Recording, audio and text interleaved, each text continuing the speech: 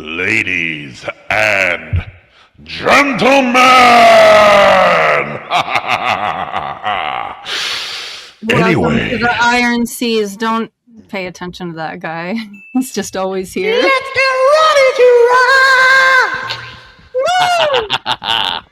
Anyway, Music. Whoa, what the hell? fixed it. Okay. So today we are going to be discussing a wonderful movie, The School of Rock. No, I'm just kidding. We're going to be discussing Once, a very small... Is it an indie film? I never actually checked. Yes. I almost played School of Rock the other day for Booba. Oh, dude, that movie is like, it's one of my faves. It made me think I could be a rock star when I was a kid. And he did the same thing, except he actually became a rock star, so, you know. I'm pretty sure Once is an indie musical. Let me check, though, just to be sure. What were you going to say, Maggie? School of Rock's the only Jack Black movie that I really liked, other than Kung Fu Panda. Was it a Minecraft one? That one wasn't too bad, but yeah, I don't really like him too much. Yeah, it's an indie film. I thought so. I like him in there's a lot of these smaller projects that people just don't know he was in also. Or movies like people have forgotten. Like there's that romance movie he was in where like these two women switch places and then he like Holiday or something like that. The Holiday, yeah, with Jude Law. I've seen that a long time ago. Yeah, he was good in that movie. Kind of cute. Mm-hmm. Yeah, that was a cute enough movie. It's an easy watch, like when you need something to do and you don't want to watch something like scary. Yeah, and nobody's like cheating on one another, which is great and unusual in romance stories. Speaking of which, this movie, I like its non-Hollywood ending. Yes. I was telling my grandmother about it, and she said that sounds surprisingly not horrible. No, it's fine. It's pretty great, yeah. So my introduction to this movie, I was actually doing my first test shoot right after I got to Korea, and they were playing the soundtrack, and I was like, this is beautiful. What is this? And someone's like, oh my God, you haven't seen the movie once? And I'm like, oh, I've never heard of it. So you're like, no, I've never seen it even a single time. Yeah, so I went and I got the movie and I watched it. And obviously, I love the soundtrack. And they had a band together. So Glen, Hansard, and Marketa Irglova had a band together, the Swell season.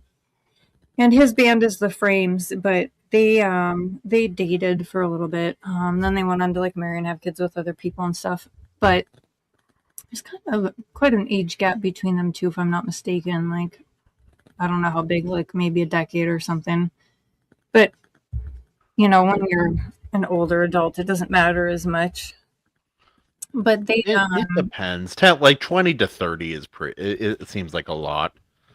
Yeah, and I've always loved it because of the ending too. Like it's so realistic, you know. It's not like some cheesy happy ending or, you know, like a total but like no home wrecking, nothing like that. It's just like quietly kind of step away. It's like we can't continue to spend time together. We both would like to, but it's not realistic. We both have made choices. You're kind of not over your ex.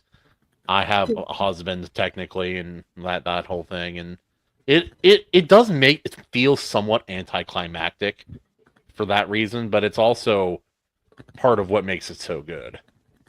Yeah, I think that the the fact that it's good for culture too, the fact that she wants to make the marriage work. Like she's like, I'm fine being alone, but I want my daughter to have her father there, you know. And I'm not all about, oh, you should automatically make it work for your kids no matter what, but you should, you know. You should try. Yeah.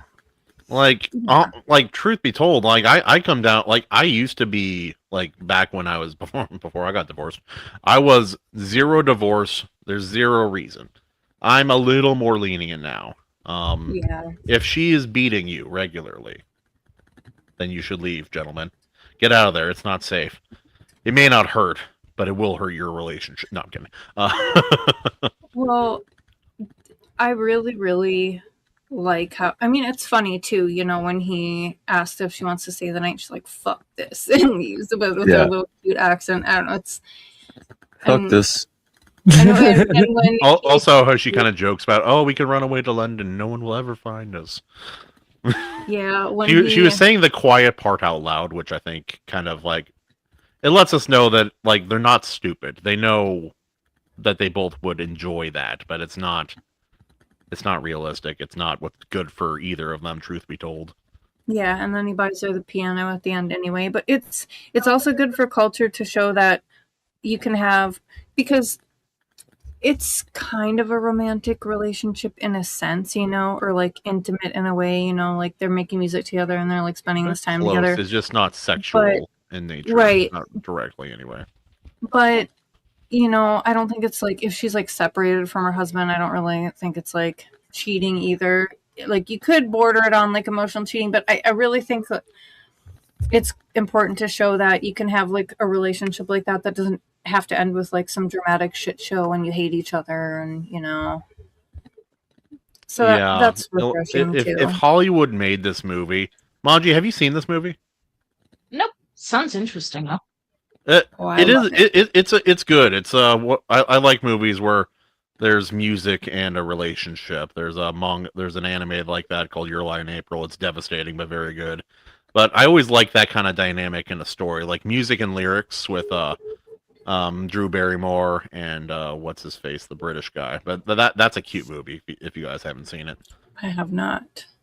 But I hate music and lyrics. It's where he's a former like pop star and is really talented, but he can't write lyrics. He's terrible at it, and so he hires this girl to write lyrics for him, and they fall in love, and it's sweet and it's great. Since Maji hasn't seen it, I have a clip of the movie here. Here it is. One does not simply walk into Mordor. Yes, that movie. Yes, Glen You're so fucking dumb, dude. You baited me so hard, dude. I'm hard. What are we talking about? Anyway, is this Pal World?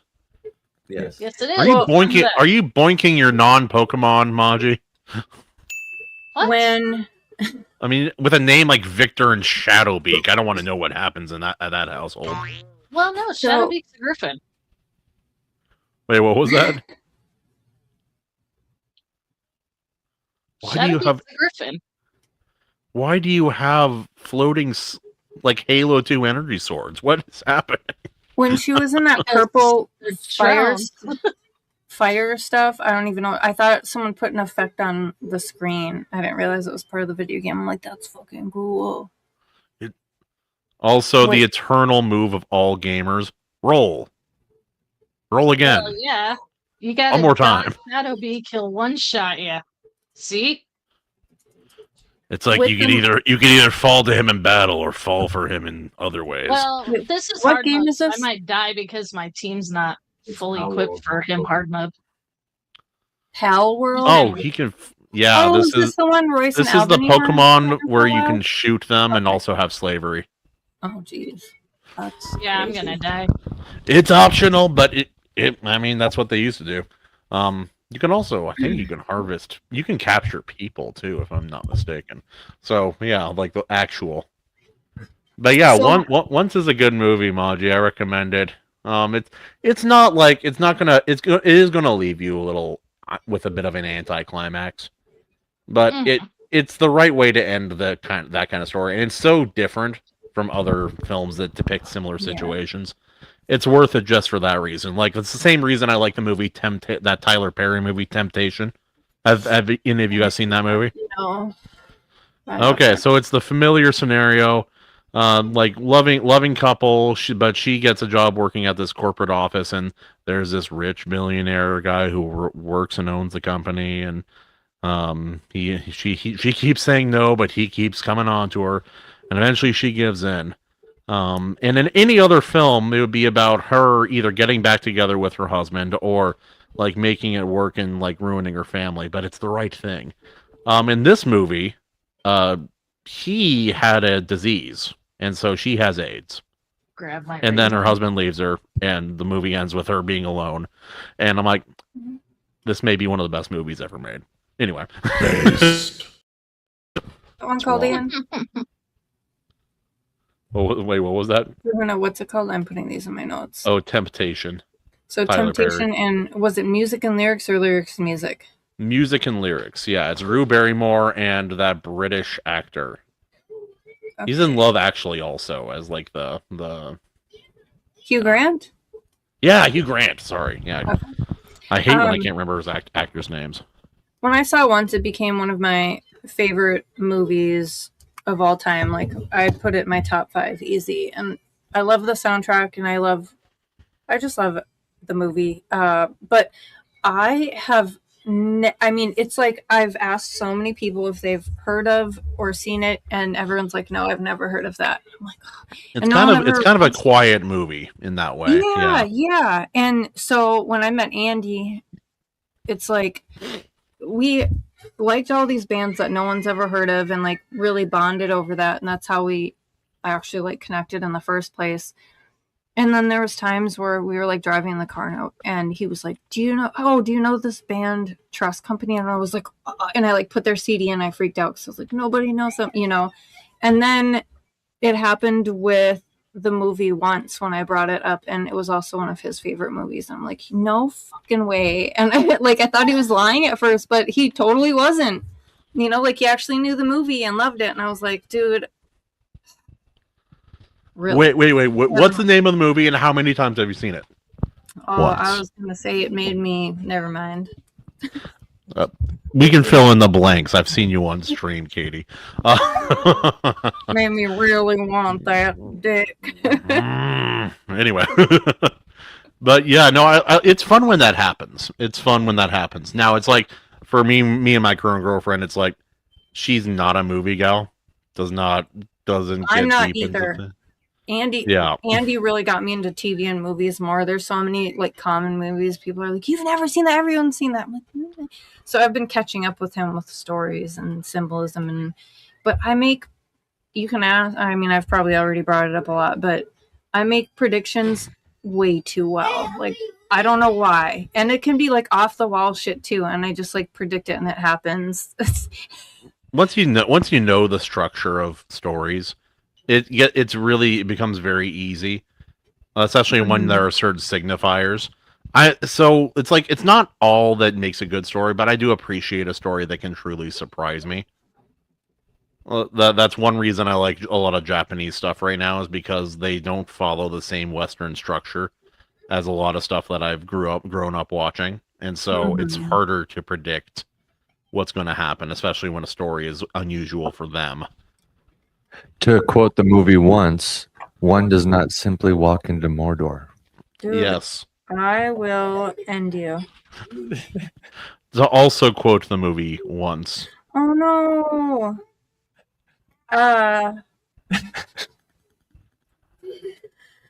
Glen Hansard. And Anthony Harris was going to be our guest because he also knows and I believe loves the movie. Yeah. Yes. But his wife is sick, so some prayers out for that, y'all. Yeah. I'm gonna type one out really quick. Yeah. So, but he said there's a small non-0% chance that he may be joining us all the way from China, the land down under, as they say. Yeah, China, the land down under. That is very east. Imagine Chinese Australians. They exist. They're all over the deal. The foreign eastern land. It's also a very Asian presenting person, whether they're like full-blooded or not, with an Australian accent is so funny. It's so funny. Right. Chinese Australian accent. That would be something. It's like this girl that I know. She's her dad's black and her mom's like half Korean, half Chinese, Chinese, Japanese, and so she grew up in Okinawa, and so her first language was Japanese, not English, and she had to kind of learn study English before coming over here. But she she looks very black, and so a black girl speaking like perfect Japanese, it would blow people's minds.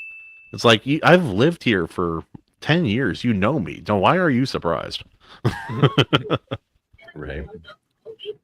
But Also, yeah, the music is just enjoyable as well from this movie. oh yeah, they have these long shots in the movie where it's just Glen Hansard busking, and the camera just kind of rests on him as if we're just watching him. They even do this thing at one point when they're in the studio where it's I like hear the a massive echo. It's like the office for a second. Yeah, she muted. Anyway, we're in the same room. But anyway, Gotcha. they did this thing. They did this thing when they're in the studio where it's like the office, where it's like It feels like you feel like a voyeur for certain scenes in this movie. Yeah, like you're watching something that's real and you're just there hiding in a closet like a weirdo. You can tell though that they there may have been some sort of plan going into it, but they very much just kind of did whatever they wanted. Oh, real quick, it's important. Maji, Yes. you died. I know. Well, I'm doing hard mode. I'm not doing the normal. We're not doing soft, easy mode like those greenhorns over on the Drink with Crazy channel. We know those guys. You want me to show you normal? Hold on. Let me grab my gear and I'll just walk in without any crap. Is this kind of like Dead Space where no, an even better example would be Dark Souls, where it's like normal is two very pals hard. are dead. We might have to wait a sec. No, it's probably not like Dark Souls. It's Pal World. Why would it be like Dark Souls? So surprisingly alike with Dark Souls. Well, you do steal their Dark Souls, if that's what you mean. No, have you guys ever played Ark Ascended?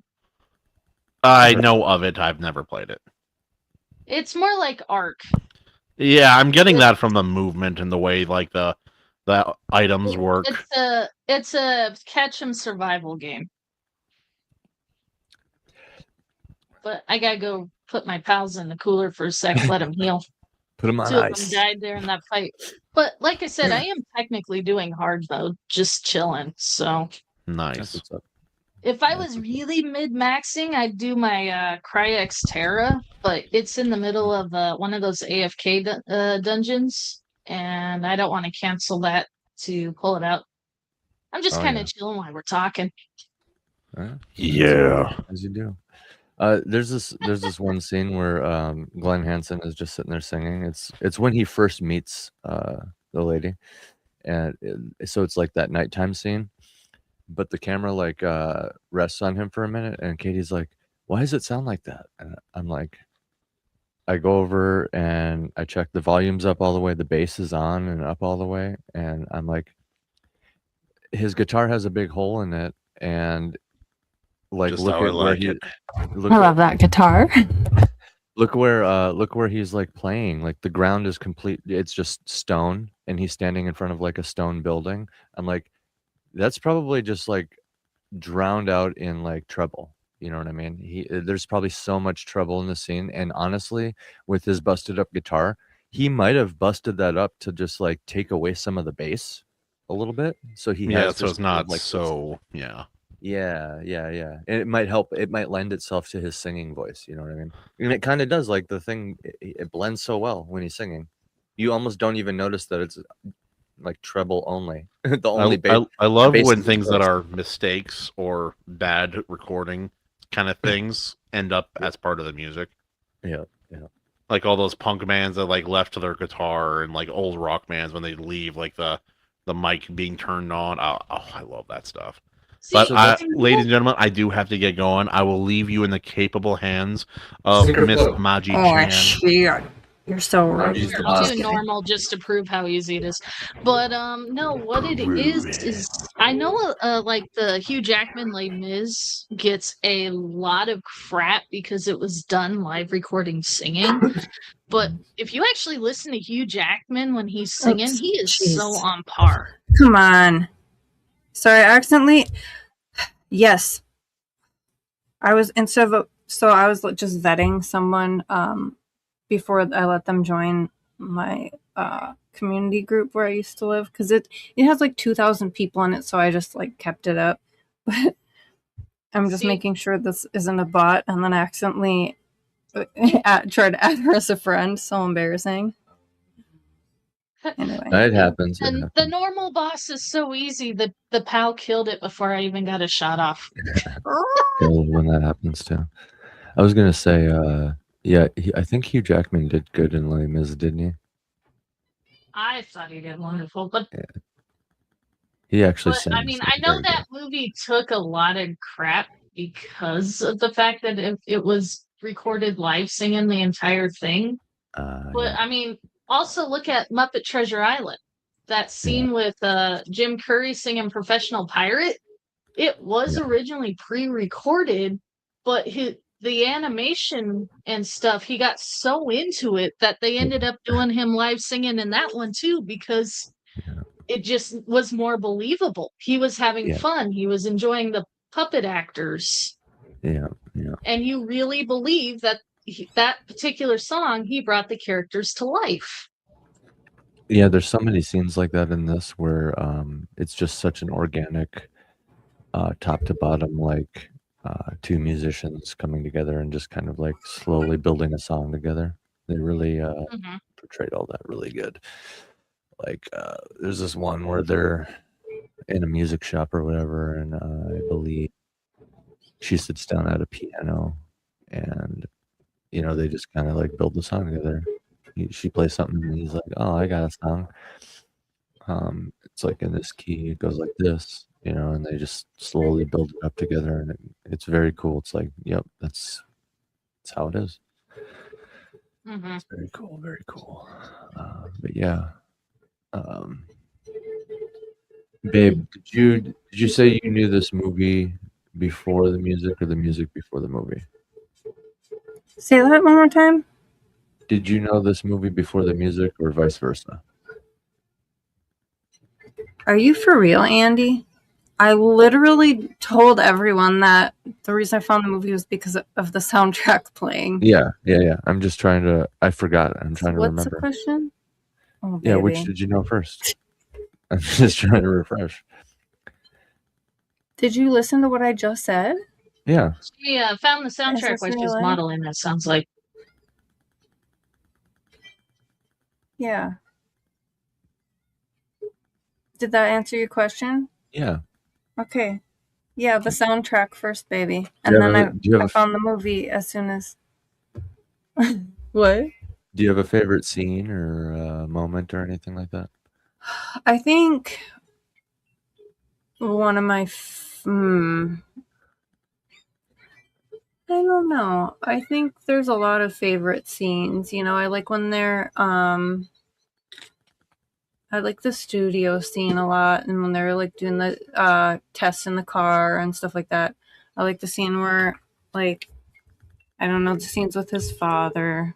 I really do like the big dinner where everyone gets together and sings, and I don't know. I just feel like our culture's very lacking Yeah. Well, with getting together and music and celebration and just yeah. When we were watching it together, you made a point to mention when the whole family was together and like yeah. singing and celebrating, and it's like, Yeah, I think a lot of it was, I mean, it could have just been friends too, or both, but it's just, yeah. But I also really like when they're on the bus and he decides to explain about, she's like, tell me about her, and so he does it with the song when he like does his heavy metal oh yeah, thing on the fuck her, acoustic. I she's really gone. like that part. Fuck her, she's gone. Yeah. Yeah. That was funny. But I mean, the beginning's really good. When he criticizes her for giving him only 10 cents, and she's like, "Excuse me," and there's like a language barrier, so she doesn't understand how big of an asshole he's being. I don't think. Mhm. But then she gets so excited when he's like, I repair vacuums. And she's like, I have a broken vacuum. And she gets all excited about it. It's so cute. I fix broken vacuums. She's like, I have a broken vacuum. Yeah. Welcome, And animation. Marquetta is like I think my husband knows, but she's like my favorite female vocalist, I think. She just has such a beautiful voice.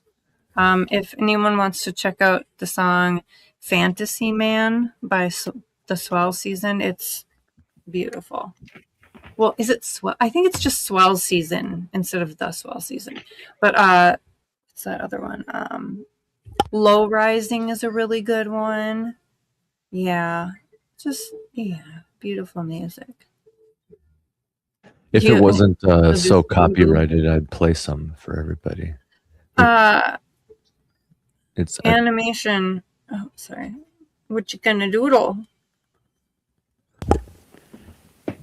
You want to think about ideas? Do whoever you want, but just have us busking. Oh, Andy, I was like, I want to pick, and I was gonna freaking say something about busking too. Yeah, just have us busking. Yeah, but I need you to be one of the people. Did you put it in the title? Yeah. Okay. We busk to try to break 1,000 subs. Speaking of which, don't forget to like and subscribe. Smash that like button. Whoops, what was that? Subscribing is the key thing guys, here. I'm going to try to remember to save you from the echo.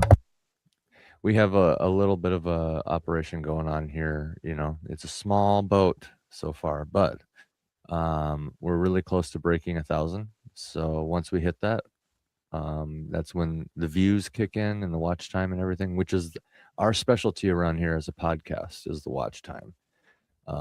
You know, just because even if you have a small ship, it can go a long way with that.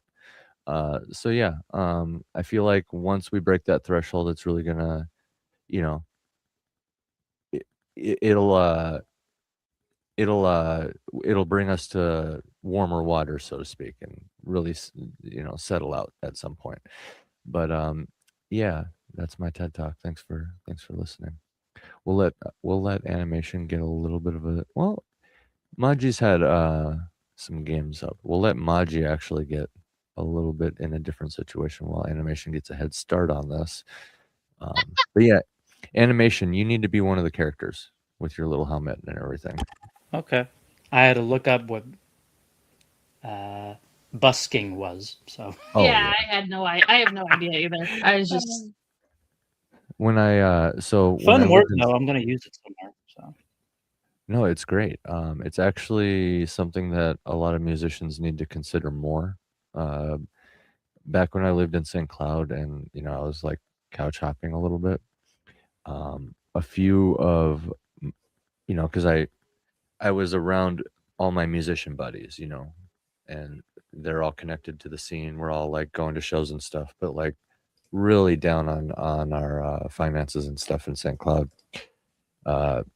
All college age kids or whatever. And what a few of my buddies had done is they like followed a few bigger tours, and they were able to basically follow tours around the country and just like busk for extra money that they need, print CDs on the fly and sell them for like $5-10 a pop, like $1 a song, maybe like 50 cents a song, whatever. But if you have like a CD, any sort of CD, just like one CD to sell, and like the ability to play on the street with like an acoustic guitar or whatever it is, you can actually go a long way. All you have to do is impress people, you know, like there's people who go out there with like plastic buckets and sticks and just like drum, you know. But yeah, there was a few nights where, you know, we'd all be sitting around and they'd get a few drinks in them, and then they're like, I'm just gonna like walk a few blocks downtown, you know, this is in St. Cloud. I'm just gonna walk a few blocks downtown and just like busk for a few hours. Why not? You know, and they just go busk, and sometimes they'd make a little bit of money I think the goal was drinking money, but they'd end up, you know, getting a pizza or something. But that was kind of cool to see, like just having that ability to just like, I'm gonna turn nothing into a little bit of money to feed myself or gas or, you know, whatever it is. It's pretty cool. And I mean, I think it's a timeless thing. I think always there's going to be people that are just like able to sit on a corner and play music, and people walking by will understand the whole spiel, like toss a quarter or $1 or $5 or whatever it is. It's an important thing, man. A lot of musicians start with the back end. They're like playing shows, whatever. Say again, Maji. I beat the hard mode solo with a half-ass team. Oh, there you have it. There, you conquered the meta. It wasn't the meta. This is hard mode. No, half of my main tower boss team is in that AFK dungeon, so it's just kind of messing around. Yeah. But see, proof I got it. I just got the hat.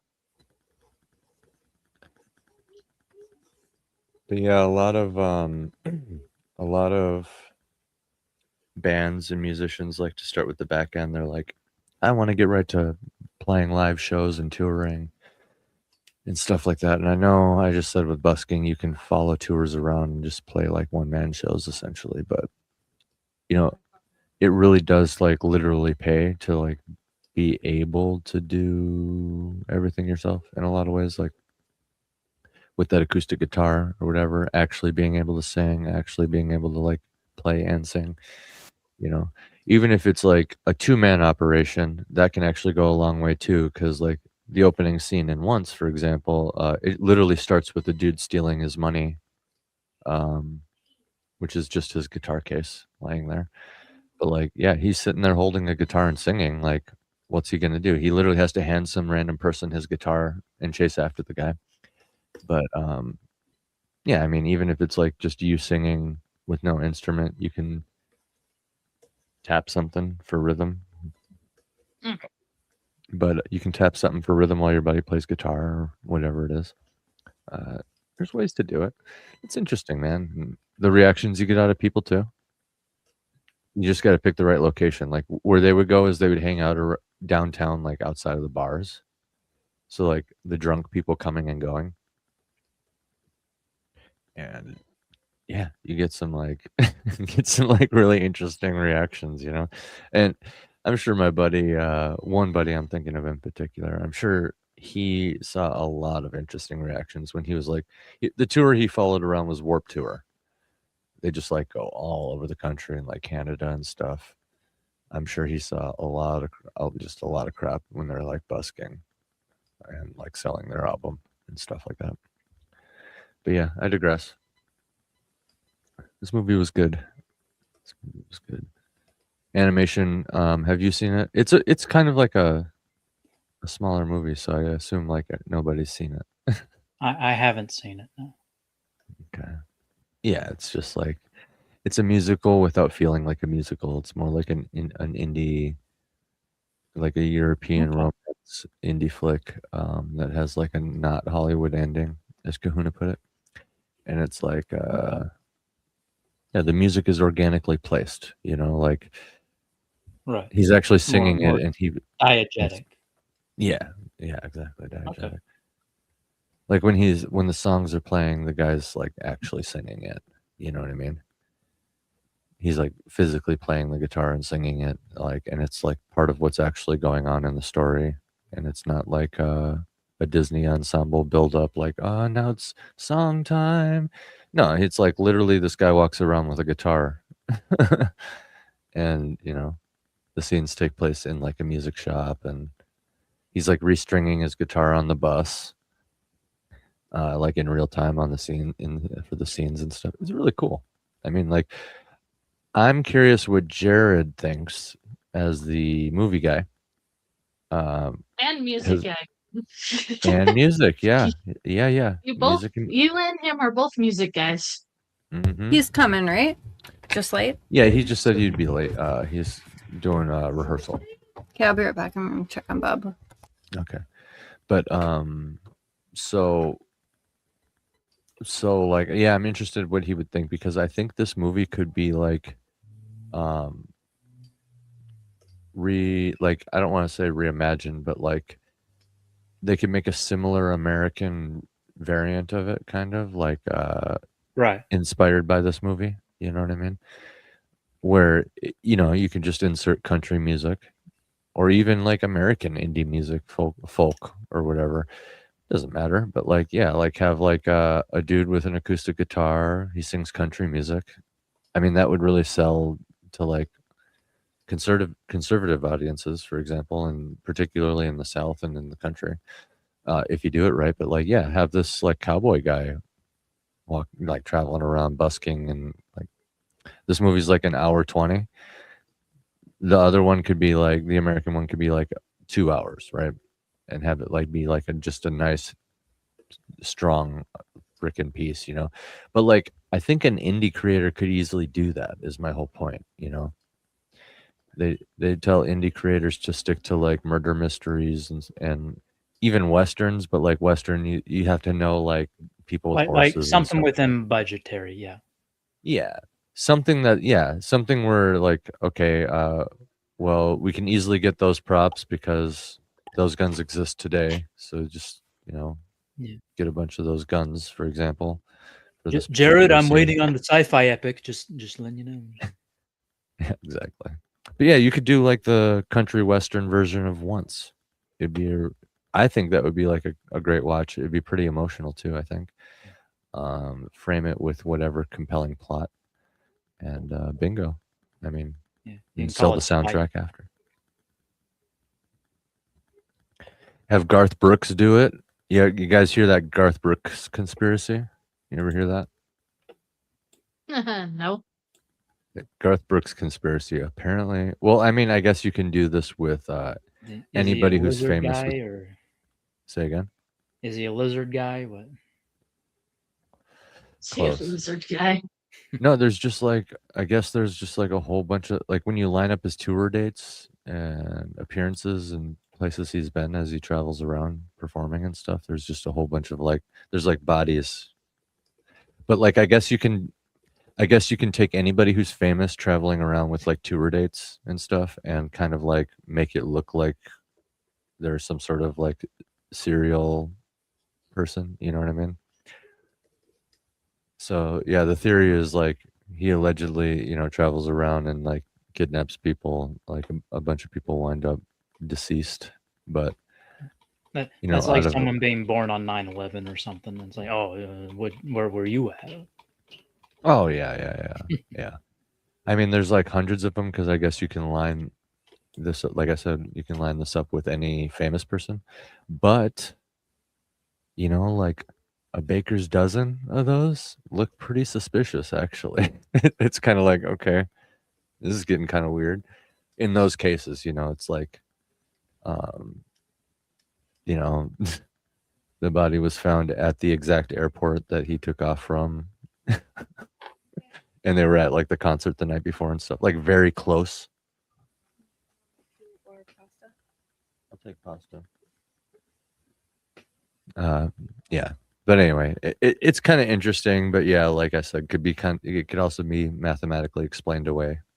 So fun stuff. But the conspiracy theories are all coming true.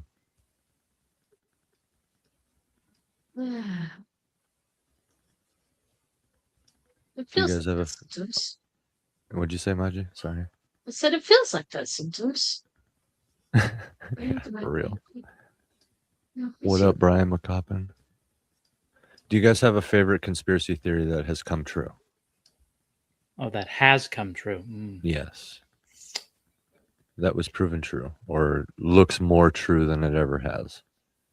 I'll say that. It doesn't even have to have come true for sure. Just like gained a lot of momentum, like it's not looking so false. I'll leave it at that too.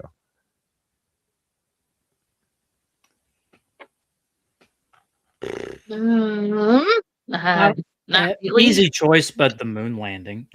Oh yeah, that's a good one. Yeah. But here's the thing with that one though. My grandpa was in the Navy during that. To this day, even with the tracheotomy where they cut out his throat and he has the robot voice now, he cusses at the moon landings. Why? Because they canceled his leave to turn around and go pick up one of the group of astronauts that landed in the ocean. So he to this day gets pissed that he was at sea for almost 2 years at straight without a break because they canceled his leave to go pick them up. Huh. Yeah, the only thing I can't wrap my head around with that is the upward turning shot as there's allegedly nobody on the moon, but then there's footage of it blasting back off, and it's totally not footage played in reverse, and the camera totally like follows it, Yeah, I know there's like an explanation from it. Like, no, they just did that from thousands of miles away with perfect synchronicity, following it as it took off. You know, it's perfectly explained. But is it? Katie's calling for me. You guys talk about conspiracies. I'll be right back. I don't want to talk about conspiracies. Or do we? Bong. I know, right? So how you doing, Maji? I'm doing all right. So we were talking indie films because the one that's being talked about today is an actual indie film. One of my favorite indie films is called Christmas in the Cloud. It's done by a Native American tribe. It was originally a video made for scholarships towards the so that scholarships, kids could go to college and stuff. But it's got Wes Studi as a guest star, and it's kind of like this little misidentity, or what the casual mistaken identity. He thought this person was this person and this person was actually this person sort of situation. But it was done 2001. Is that when? Yeah. Okay. It was done so well. It was funny as hell. Okay. I mean, it is your stereotypical. He thought she was like the he thought she was the person for some sort of magazine to evaluate their hotels. So he'd been a hotel manager, was hanging around her a lot. She thought he was her pen pal, but it was actually his dad. Like I said, it is a very stereotypical, we've kind of seen it story, but at the same time, it was just done so funny because they were making fun of it the whole damn time. It was great. I was laughing. Definitely a chick drama though. Oh yeah. What am I missing? What chick drama?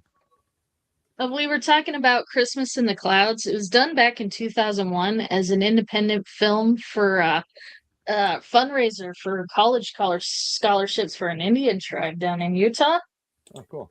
But it's a stereotypical mistaken identity. But the way they did the story itself is just hilarious. Even had Wes Studi as a guest star. There you go. Well, and points for like having good concepts and stuff. Mm-hmm. Got to give them credit where it's due. Yeah. Well, what's funny is the actual hotel review guy is this drunk. So everybody didn't realize he was the actual editor for the magazine. And the whole entire movie, he's losing his mind thinking that his alcoholism has completely tipped the scale because one of the workers' kids accidentally sets a mouse loose in the hotel but glued a feather to its head. And so he's seeing this little Indian mouse running around every time, and it's driving him nuts. That's funny. That it's would like be Ratatouille. a funny. Yep. Ah! That would be an actually funny like prank, as if you somehow. But I mean, I guess you don't want to release the mouse back in there because of like hantavirus or whatever. Is it hantavirus? I don't remember what it is. There's like some sort of mouse virus though. But yeah, no, it's just funny. It was a cute funny, but it was definitely one of those misunderstood identities, but they did it with enough tact. It just was enjoyable. And they make fun of romance novels because they know it's a cheesy romance story. Like throughout the movie, this really corny, like Romancing the Stone romance novel shows up out of nowhere that they read from. And it's just hilarious because they're totally making fun of it the whole time. In fact, I think the cover of the movie actually has the dude reading it. Have you guys heard any new indie movies at all, other than Jared's? I think Rippaverse is going forward with their animated universe. Animation, yeah. They need to do that. And yes. Then, yeah, they're stopping with the shorts and they're going to go full on like a show or Angel something. Studios sponsored Gabriel and the Guardians, which I knew that was originally an indie comic. Okay, Cool. so we're officially at the point where like IPs are being signed kind of like bands. Kind of. Basically? Well, I wouldn't consider Angel Studios a real studio. They're still kind of in their own little league. Yeah, they're in a weird area for sure. Like they're definitely big. I'd say you made it if Angel picks you up, but at the same time, they're not the same as like Universal. They're not the big. Yeah. Yeah, they're not like Glitch, I guess. But in all honesty, with Hollywood literally eating itself as we speak, do you really want to get in? Right. Even with Angel, I don't know if you guys heard with The Chosen, but they were like pressuring them a lot, and The Chosen had to get out. Luckily, The Chosen was so freaking popular and became its own thing. Like they launched their own app and stuff. It's pretty crazy. Good for them. Yeah, That's because Angel made a mistake and went public, and BlackRock invested. Oh, okay. There you have it. Okay, well, That you just explains a kind lot. of Was that before or after the Animal Farm film? I think Animal Farm was a result of the aftermath. That's so. It's so weird. So it's it's the same Animal Farm with freaking Seth Rogen. That's Angel. That was Angel. I believe so. Dude, that's crazy. Well, BlackRock investing, bunch of bankers, yeah. They don't really like Christianity, I'd say, and they probably definitely don't like the story. A lot of shit. Yeah. But just hearing that they had problems with the chosen people of all people, I mean, it's like, it's not that hard. You just. But then they turn around and release something good like George Washington. Granted, George Washington could have been greenlit before the investment too. Yeah, I still got to see that. Animal Farm was Angel. Okay, yeah. See, it's weird. So they're already had Andy Serkis in it too. Like weird. Yeah. It was a Hollywood movie that got thrown on them. Okay. Or that they willingly took on, and then they slandered their audience for hating it. Well, and that tells you all kinds of stuff right there. Yeah. Does anybody want to be signed by Angel for any other reason other than it's big? And if that's the only reason, well then, yeah, I'd say you made it, and they're just kind of like one of the other big guys, granted a smaller one of the big guys. Well, that, and it kind of makes you wonder too. Like, so was it because they were making it big that the big companies decided to do that bullshit? Right. Yeah, because if they would have failed, would they have like pressured them in the same ways that I don't even know how they pressured them, but they were like disagreeing behind the scenes. So just kind of interesting. And then you look at Animal Farm and stuff. BlackRock's investing. Game over. I don't know. Maybe they can buy out the BlackRock shares and backpedal a little bit and just get back more, to just like total freedom. I don't know. It will be interesting.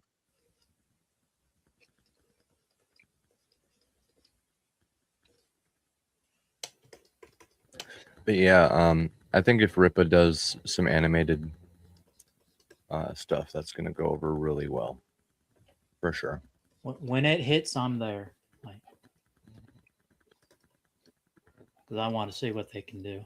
Mm-hmm. And this is what what I've been saying to you.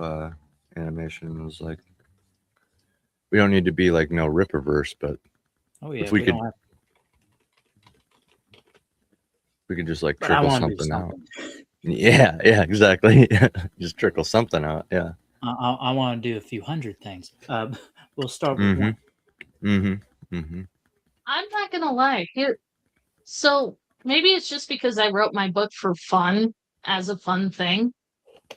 But I mean, if my book takes off, great. But if not, I already consider it a success. Yeah. Because it's it's sold over 25 copies. That's Nice. more than most indie people make in a lifetime. It's true. You turned like rich? nothing. Nope. You turned nothing into selling 25 copies of a book. So there you go. I turned a joke on the internet. Yeah. Yeah.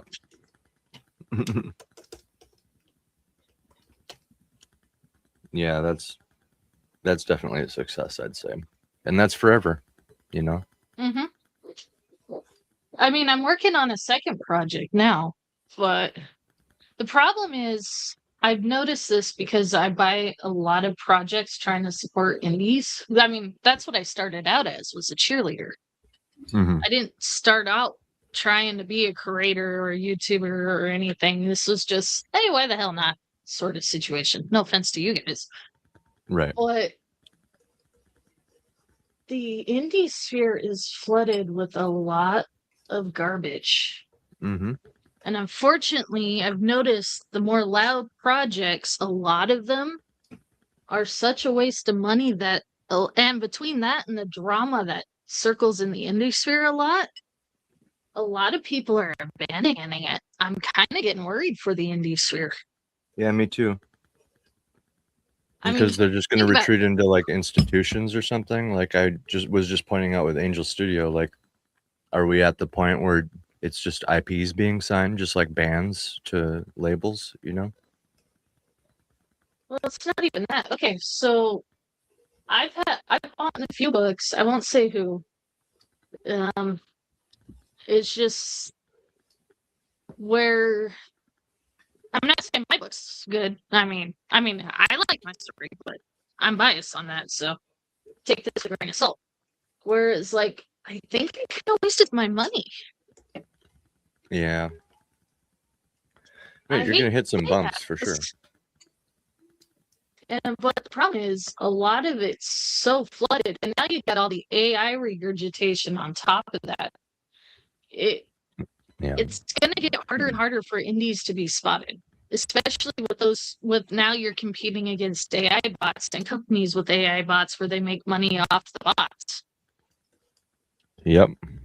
And like, for example, YouTube just changed their rules to like, if it's just like one frame detected, like you don't need to sit there for 30 seconds basically for it to count as a view. It's just like immediately, as soon as like as soon as you watch like one single frame, boom, that's a new view.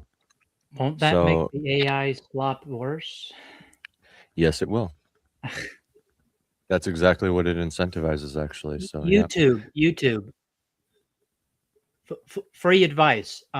Stop being stupid. Mm-hmm. And here's the other thing. Friendly advice. They said the monetization rules will be unchanged. So on its face, for little meager, humble channels like I'll put it this way. Truly. If they made that change like 10 years ago, people would freaking love it. That's true. But right now is the worst time to do it. Well, right, because it sounds good on its face, right? To channels like ours, it's like, oh, you mean I'm gonna get like 1 million more? You know what's gonna happen? That they're gonna post like 1 million AI clips that are like 0.5 seconds long. Okay, hold on. And get a bunch of watch time. That's what they're gonna do. They're gonna take every YouTube AI clip and just chop it up. Mm-hmm. Type some corny romance, like I don't know what the hell's popular right now. Beast, Alpha's Bride. See how many clips of the exact same picture you can pull up in a search engine. Right. Exactly. I'm running into that. The only reason I'm running into this problem is because I have a Minotaur in my book, and that stupid milking farm is popular right now, and so my entire YouTube feed, search feed, all of that thinks I'm into that shit. Well, that's the downside. That's the downside. What you can do, I think, okay, there's a tricky way you can do it, Maji. And Katie might know a little bit more about this. I think you can mute all the milking farm content, but you can still like search it out or like interact with it when you see it. Why would you want to do that? Well, you can say something like, I have a Minotaur, boom, and then just like your link. But then it's muted, so it's not like flooding your feed. So what? Okay, sorry. I was getting confused because it was not showing me that we were alive. Oh no, you're in. No, when I clicked on it on YouTube, because I can't do the chat through my computer. I have to do it through my phone. But it looked like it was like ended already, like it wasn't live. I had to reload it a few times. No, it's weird. Well, that's not deterring people. So what did I know more about? Oh, there's a way to mute content on Twitter. Like she's saying she's getting flooded with that milking farm book because she has a Minotaur in her book, and I'm saying like she might be able to like mute that, but then like still search that out every now and then just to drop in the comments like, hey, I have a Minotaur and it's not disgusting. So I don't know if it's under settings, but I know you can mute stuff. I don't know how though. I thought you would know. I'll be right back. So under settings, accessibility, display, and languages. Hold on. I know there is a way. Maybe it's just if you go to search. And I just saw it the other day, like how you can mute it. I'm sure I can figure it out. Maybe. I don't know where he's going, but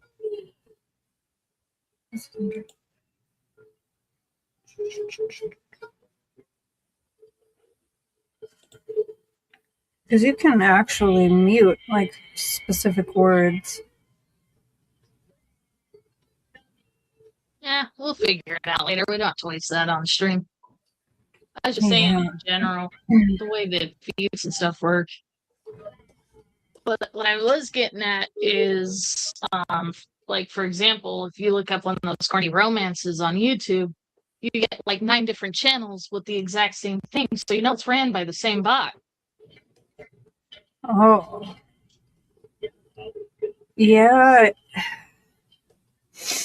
I don't know. I keep getting on, what is it, the TikTok. It's like, well, mostly on X too. It's all people that aren't real that follow me. Like the new notifications. And it's always like, it's so many direct messages too. And it's like, the picture's a girl in lingerie with like her legs spread open on a bed, and then they're sending me shit like, "Oh, you want to talk in private?" Like, do you guys know I'm a lady, right? So I don't know. It's just gotta be girl on girl. That's what they're so nasty. I don't know. I have nothing to say to that besides no. I love women, but I have zero, and I mean zero desire, like, or sexual attraction to women. It's weird. I mean, it's not weird. Like, it's like, that's weird to me, but I mean, you do you. I mean, it's everywhere though, like YouTube, X. Oh, yeah. When I was in high school, it was, well, starting in like middle school, it was the new trend. Every girl was bisexual. I think I was the only one in my school that didn't claim to be bisexual. I'm like, no, I'm just straight. And then, of course, 99% of them only dated men and are married to men. And I'm sure a lot of them still claim to be bisexual. It's just weird to me. Like, no, you're not. You just want attention from men because they think it's hot. Ooh, lesbians. I don't know. It's fucking weird. It's weird. All of that weird, I don't know, porn culture is weird to me too. It's like, I have zero desire to watch people have sex. I don't know. I mean, what up, Jerg? What's up, guys? It's a Jewish trick making our whole society just OnlyFans, porn crazed degenerates to make them rich. I mean, yeah, when you look at who owns it. we were actually talking indie films.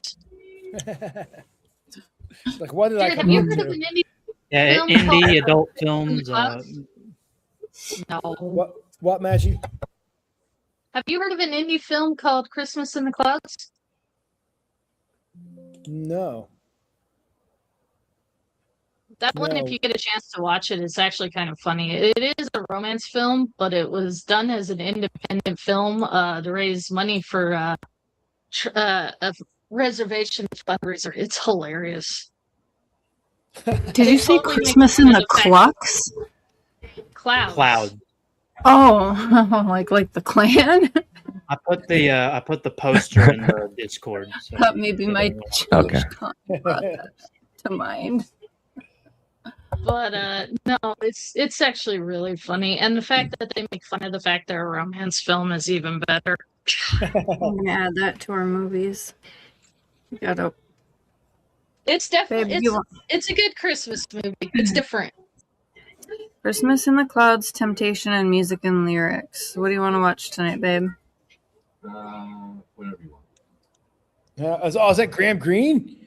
Yeah, dude. Yeah, it's Graham Greene, and then Wes Studi makes a guest appearance.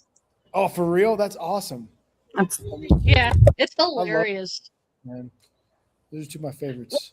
More funny. So the book he's reading is this corny romance novel that they're making fun of romancing the stone with, and random scenes throughout the movie pop up of them reading the book. That's awesome. They totally know that it's a corny movie, so they just go with it. Yeah. Definitely worth watching. So, Jared, tell us about. I hope rehearsal and all that went good. Yeah, it's really good. Really good. Yep.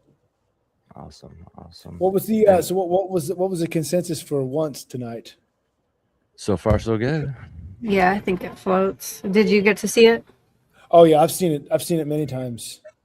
Oh, that's right. You said you did see it. It's really good.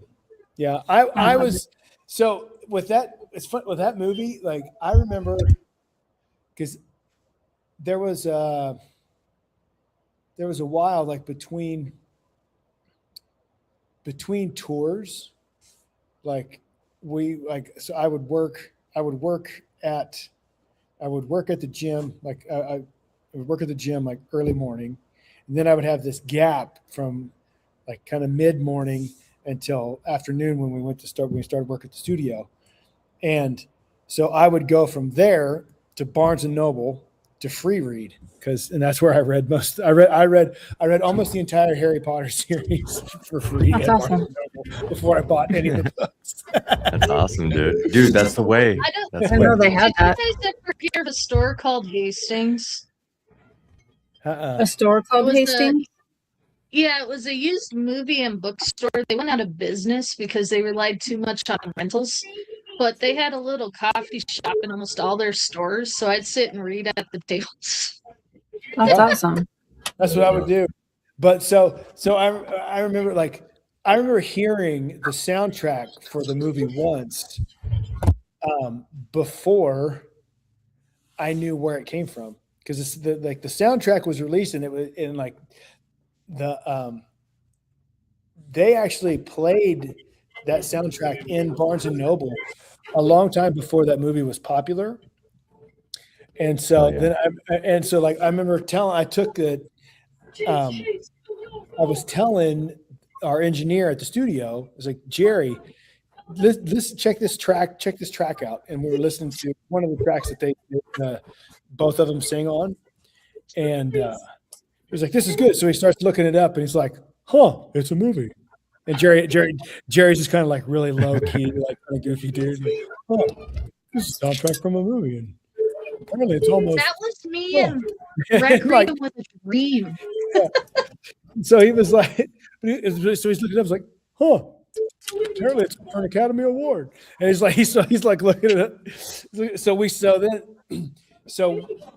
then around that time it starts getting really popular, at least like in like the Midwest. And I finally saw the movie. I was like, holy crap, this is good. This is great. Because it's like it wasn't trying to be anything more than it was, you know? I don't think it got popular here at all. Like I've never really encountered people that, because I heard about it in Korea because of the soundtrack playing at a shoot. And then, so when I met Andy, he's like the first person out of all of those years, because I think that was like 2008 or 2000, I think 2008, maybe 9. And no one ever heard of it. I'm like, are you guys kidding me? And then Andy, it was one of his favorite movies too. So I was like, oh, this is amazing. It could have been just like popular in like the arts community, but I remember like a lot of people knew it like once and I was like late to the party when I finally saw the movie. Yeah. But it's like a lot of people don't. Makes sense. Know it. It's like, man, this is. Well, it makes sense, you know, because I was modeling and you guys were both in music, so that really does. Yeah, hey, I liked it. But from that point, even before that though, like just from the soundtrack, I was already a Glen Hansard fan, and so Kim, that band is his band Frames, like. It's just so good, and so dude, and like he died last month. Yeah, and so that's it was such a bummer, man. Like, and I didn't know because I don't have time to pay attention to anything. Yeah. So the lore. Oh, yeah. Go on. Sorry, I'm getting ahead of myself. I was just like it's just like really sad because I mean like that I found that music at a really odd crossroads in my life, and so and like there, so I just had like a real like a deeper emotional connection to that music. Yeah, because I think because like it wasn't something familiar to me at the time, and it was such a departure from the metal world that I was in, the metal and hardcore world. And so I remember like I always had just a ton of respect and admiration for Glen. And then like we're going to like do this movie and I'm stoked about it. And then I find out he died. It's like, oh, dude, I was bummed, man. I was really bummed. Yeah. Well, that kind of fed the reason why we did the movie because I've been wanting to for the longest time, like since original Iron Seas, you know, when we were like voting and stuff. Mm-hmm. And I think we threw it up for a vote once and it never got put on there. And then M. Anthony Harris is the one who actually I found out about Glen Hansard from. Like if he didn't post, I probably still wouldn't even know. Because it's like no one around, I don't know, no one talked about it around here. And it just like, I don't know, it really made me sad though. But that's how I found out he knew about once also. But yeah, it's one of those movies that very few people seem to know about actually. So I'm glad we finally got to do it and I got to put Glen Hansard's name in the title. But he's also not the only one who passed away. I think we lost Dolly Parton as well. Yeah. Yeah. She passed away today. Yeah, that sucks, dude. Yeah, she was battling her disease, Billy Judd says. Billy! Yeah, they're dropping like flies, man. Yeah, dude. Yeah. Yeah, last couple of years sucked. Like we lost Robert Redford and Robert Duvall last year. Dolly Parton this year. Wes Studi passed away last month. Who's that? Wes Studi. Nuh-uh. Yeah, look it up. He passed away, I think. Oh man. Oh, Hayden Panettiere. And then but I thought he did. Let me grab my phone. Aren't there a bunch of conspiracies popping up around Hayden Panettiere? Oh yeah. Sam Neill. Lots. There's conspiracies popping up everywhere. No, Wes Studi's still alive. Oh no, it wasn't Wes Studi. It was the guy from the Native American from Free Willy. Oh, Free Willy, yeah. Oh, yeah. What's his name? Oh, panel verse. Come on, people. Let's go ahead and hit the like button and support the show. Thank you. Thank you, panel verse, and welcome.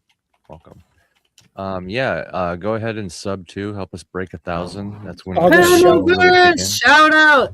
Yeah. August Schellenberg was that guy. I was down here petting the dog. What did you say, Christmas? I said August Schellenberg is the other guy. Who Was played, it who played Willie. August Schellenberg?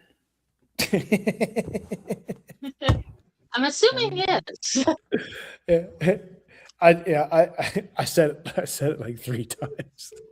I know you did. I'm giving you crap. I was typing. I didn't hear it. But yeah, And then, Jared, Graham Greene died last year too. geez. Oh, you guys, the poll went down. Just a microphone is at 56% now. Oh, it's about to lose. Dang. Tarzan falling behind. kind of close second. Wait, Well, what's the poll? microphone, you can like beatbox and stuff with your voice too. Oh, the poll is choose your Acapella. weapon. It's under the YouTube. It's under the YouTube this in the was- live chat. Find the poll, cast your vote. Choose your weapon: piano, guitar, drums, or just a microphone, comma, that's it. Everything is one word answers, but then microphone is just a microphone, that's it. I don't know. I'm not skilled in any of those, so I choose option. None of the above. Where did the art go? What art? What art? Animations. Oh, yeah, I got you. Boom. Yeah, good timing. So, Jared, I was going to ask you, while you were with Corpus Christi, did you guys ever busk while on tour? Or if not, have you ever busked? Are you familiar with that? Oh, that's a personal question of it. Oh, you mean yeah. Oh, jeez. Ooh. No, I never have. You never have? Yeah. No. I had a few friends that did when I was in St. Cloud. I told the story earlier. They just go like get pizza money or like drink money, but they were able to do that because they like. And I don't know if you had any friends that did this, but what they did is they because they played like softer alternative rock, like if they ever had the opportunity to have a full band, that allowed them to convert all the songs into acoustic tracks. And vice versa. They could write an acoustic and convert it into a full band, right? So this is the benefit of like a 3-piece or even just the solo guy with an acoustic guitar, right? But they did the whole print out 1 million albums and follow Warped Tour thing, you know, and then you can get gas money at least to get to the next date and survive on McChickens or whatever. Yeah. So they like figured out how to busk while they were doing that. I don't know if they just partied with the right band or whatever, because they did that too. You know, it was just like completely chaotic, random lifestyle. I'm sure from your touring experience, you can kind of picture it. But yeah, they literally just walk a few blocks to where all the bars were downtown St. Cloud, hang out outside the bars, and like play guitar, sing, and get drink money. I don't know. Did you know anybody who followed tours like that? Not particularly well. Like I knew some people and I've recognized some people that did that, but I wasn't friends with them. Gotcha.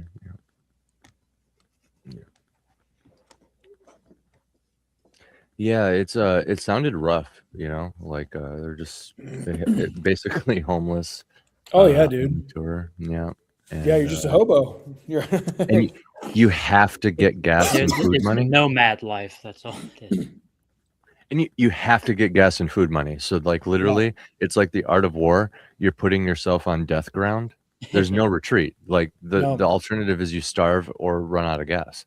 So they like also figured out how to sell their album really good. It was kind of like, I don't know.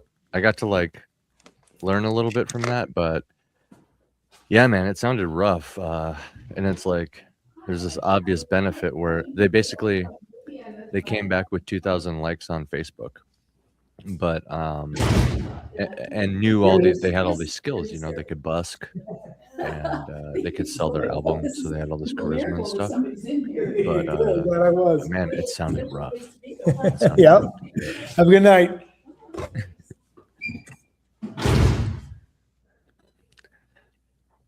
Hey, that is a way different goodbye than we're used to, Jared. Minnesota goodbyes are a real thing out this way, I gotta say. Yeah, you're trying to leave someone's house and you'll stand there holding the freaking, like, inching towards the door and holding it and opening it a little, and you're like, blah blah blah blah blah. Like, can I go? That's a that's a total wild. Midwest thing, man. Ohio's the same way. So is Missouri. The Out goodbye. your way, last. it's like, all right, I'm taking off. Okay, thanks. See ya. Yeah, Mm. bye. There Then you go. people from California will just walk out mid Just conversation. leave. Just leave. I'm all right. You didn't say goodbye. What? What? I was supposed to say goodbye. My On dad here, will do that Washington. to Hey, me. I'm coming He'll over. just like hang up on me. My dad will just be like, "Okay," and hang up. It's fucking wild. What did you say, Maji? But before you answer my question of what you just said, Billy says, I highly request Maji to play Kingdom Hearts in honor of Hayden Panettiere because she voiced Kairi, Shit, sorry. our main hero. Oh yeah, Kari. Yep. I haven't played that game in forever. I bet you if I hooked up my PS3, I could get it up and running in about 10 minutes. And what were you gonna say before? Like we were all kind of talking a little bit. Ah, you're good. Okay. I don't remember. Oh, Washington. So you hear somebody's coming over, you turn off the lights, lock the door, and pretend you're not home. Oh, did I say that out loud? That's what I would do. Oh, dude, my dad is like the king of the Irish goodbye. Just like on your way, like door open, Like he goes missing. door open, foot out the door. Oh, hey, by the way, there was this podcast I was listening to the other day, and just like we'll like start an entirely new conversation, and then if depending on the weather, like that will go onto the front porch, to the car, or into the driveway, to the car, and then continue until like the drive is engaged and the car starts to lurch forward. It's like, bro, you see me out the door. I'm leaving.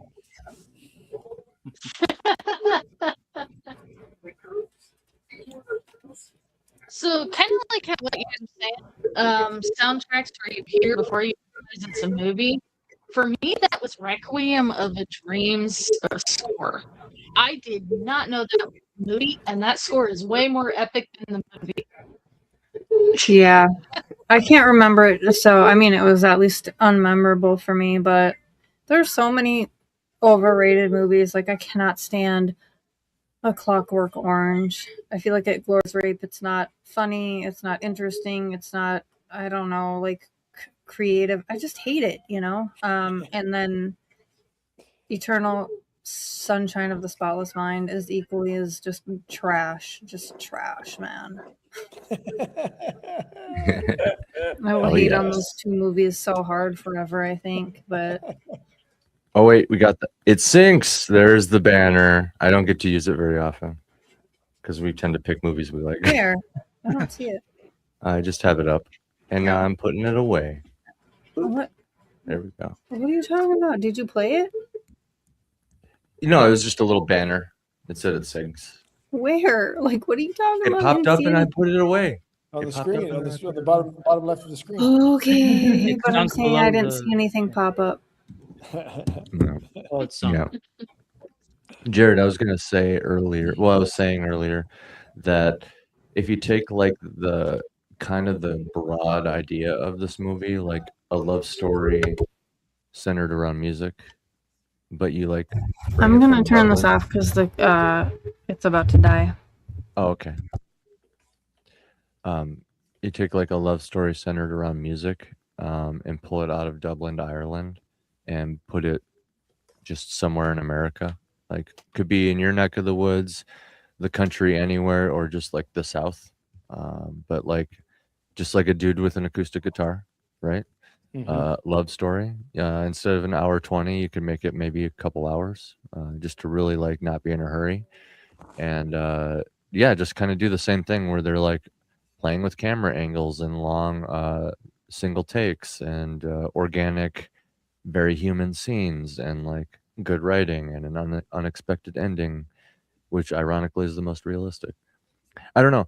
I was looking at it and I'm just like, yeah, no shit, this is an indie movie. How much they just paid the actors.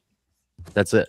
The Yeah. dude brought his own guitar, they like probably went into a random music shop and was like, "You mind if we film a scene here?" Like, and the guy was probably jacked and was like, "Yeah, go for it. I'm excited to be in it."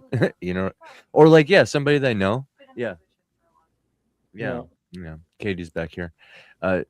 So yeah, I was kind of pitching the idea earlier. Like, I don't know, it could be like country, it could be rock and roll, anything, even just like indie folk, same idea, Sure. but like Americanized. And I don't know. I wanted to tell you because you're doing movies. Yeah. I feel like folk music is really good.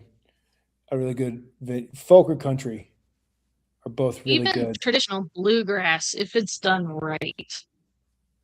Yeah. Yeah. But I was just thinking, man, there could be like so much pain in the lyrics. Like, maybe this is just where, yeah. Like it comes down to how well the songs are written. Exactly. Because let's be honest, Once is kind of a long music video. Yeah. It's like really a music is. video with a very good story attached to the music video. It's kind of, so, but they like embed the song. Like, it's definitely a movie, right? But like, Yeah. it is probably one of the best examples of functioning as both technically. Yeah. And, to be fair, it could pay more attention to the music. And they did so well, like recording the soundtrack, like capturing the live performance in the studio, and then merging that into the film.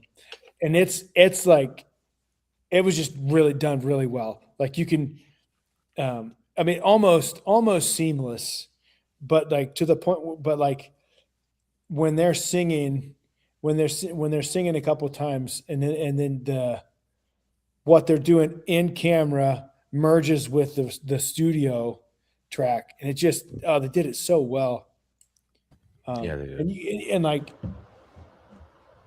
don't know. I just have tons of respect for that film, that movie, as a musician and now as a filmmaker. It's just like, man, they just did so well with that.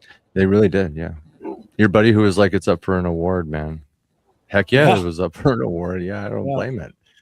Yeah. Yeah, because I was just looking at it. It almost inspires me. Like, I feel like I can go out with iPhones and make like the country western version. You just need, really, like you said, it comes down to the music, right? Yeah. But like there could be so much pain in the music. It could be like literally a guy who's like, you could take the same story but like put it on steroids. Like, okay, Glen's character, he like fixes broken vacuums and he goes out and busks on his free time. Okay. And then she like does something too. Like, they both have like jobs still.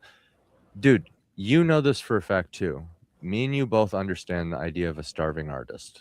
There's this uniquely American idea that takes like what the soul of this movie was like kind of getting to the essence of, and puts it on crack, because honestly, it's some sort of psyop, allegedly, in my opinion. But yeah, like there's this notion that Americans uniquely do, where it's like, sell everything and move to Hollywood. Are you in Hollywood yet? Did you sell everything yet? And it puts them in such a tight position, dude. Like, where the whole stereotype of like, you end up doing porn in LA comes from, or whatever, because so many people move out there for acting and then fail, and then they're just stuck out there, and there you go. Yeah. And so I don't know, this movie, it could really touch on, it could get as dark as you want, for example. For real. Just for that, which means the lyrics can be as painful as you want it to be. You can have almost any scenario happen. Like, this dude could be robbed. It's America, bro. It's America. So like, and if he's doing something like selling everything and trying to chase that starving artist, dude, I'm just like, there's too many scenes flying through my head. You can almost hear like the sad country music already. you can almost see the love relationship, and it's like, unlike Once, it would leave the door open for like maybe some really tragic things happening. Like maybe they bond over partying and then one of them ODs, and that leads to like the title track or something like that. There's just so many directions it can go. There would, it's really contingent upon how organic those lyrics are in the song, because you can't manufacture that. So, and the thing with Once is like those two, I can't remember her name, but they were in those Branovich or something like that. Something. That's her name, I think. She's like Icelandic and Czech. But, she like those two were in a relationship, and those songs were kind of part of, as I understand it, and I could be wrong, but I'm pretty sure like those songs came out of that time in their life, that time period in their life as they're moving from their old relationships to find each other. And so there's a certain honesty and vulnerability in those songs, in those lyrics, that you can't fake. Honest and vulnerable is a great way to put it. Yeah. And like you'd essentially have to fictionalize someone's lived experience. Yeah. To pull that off, really. Like, and you would have to, and it's almost like, I don't know that you could, whoever wrote the songs, like whoever's writing the songs, maybe it's more than it could be as many songwriters as need to be, but like they're going to have to pull from a very real, very vulnerable place in their life to make, to do it justice, to do it right, I think for it to be as impactful as that film was. And part of why that film worked is because like it was granted, like it's a film, it's a story, it's not a documentary, like it's a fictional narrative feature film that came from their life, like and you can't manufacture that. No, because and the thing is, like, I'll say this: you can't manufacture that and win over other musicians. You can't just go through the motions and win over other artists, like, because an inverse example of that is that film. Was it movie? Is the movie that Lady Gaga and Bradley Cooper did? It was a remake. A Star is Born. Mm-hmm. Those songs.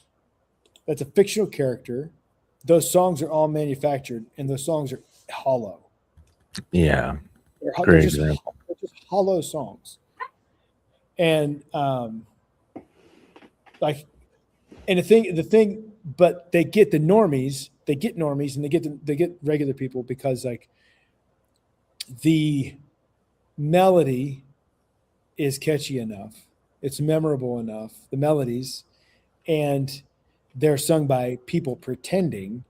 So it's an act that has a veneer of authenticity, but to artists, to other artists, especially musicians, like, it's empty.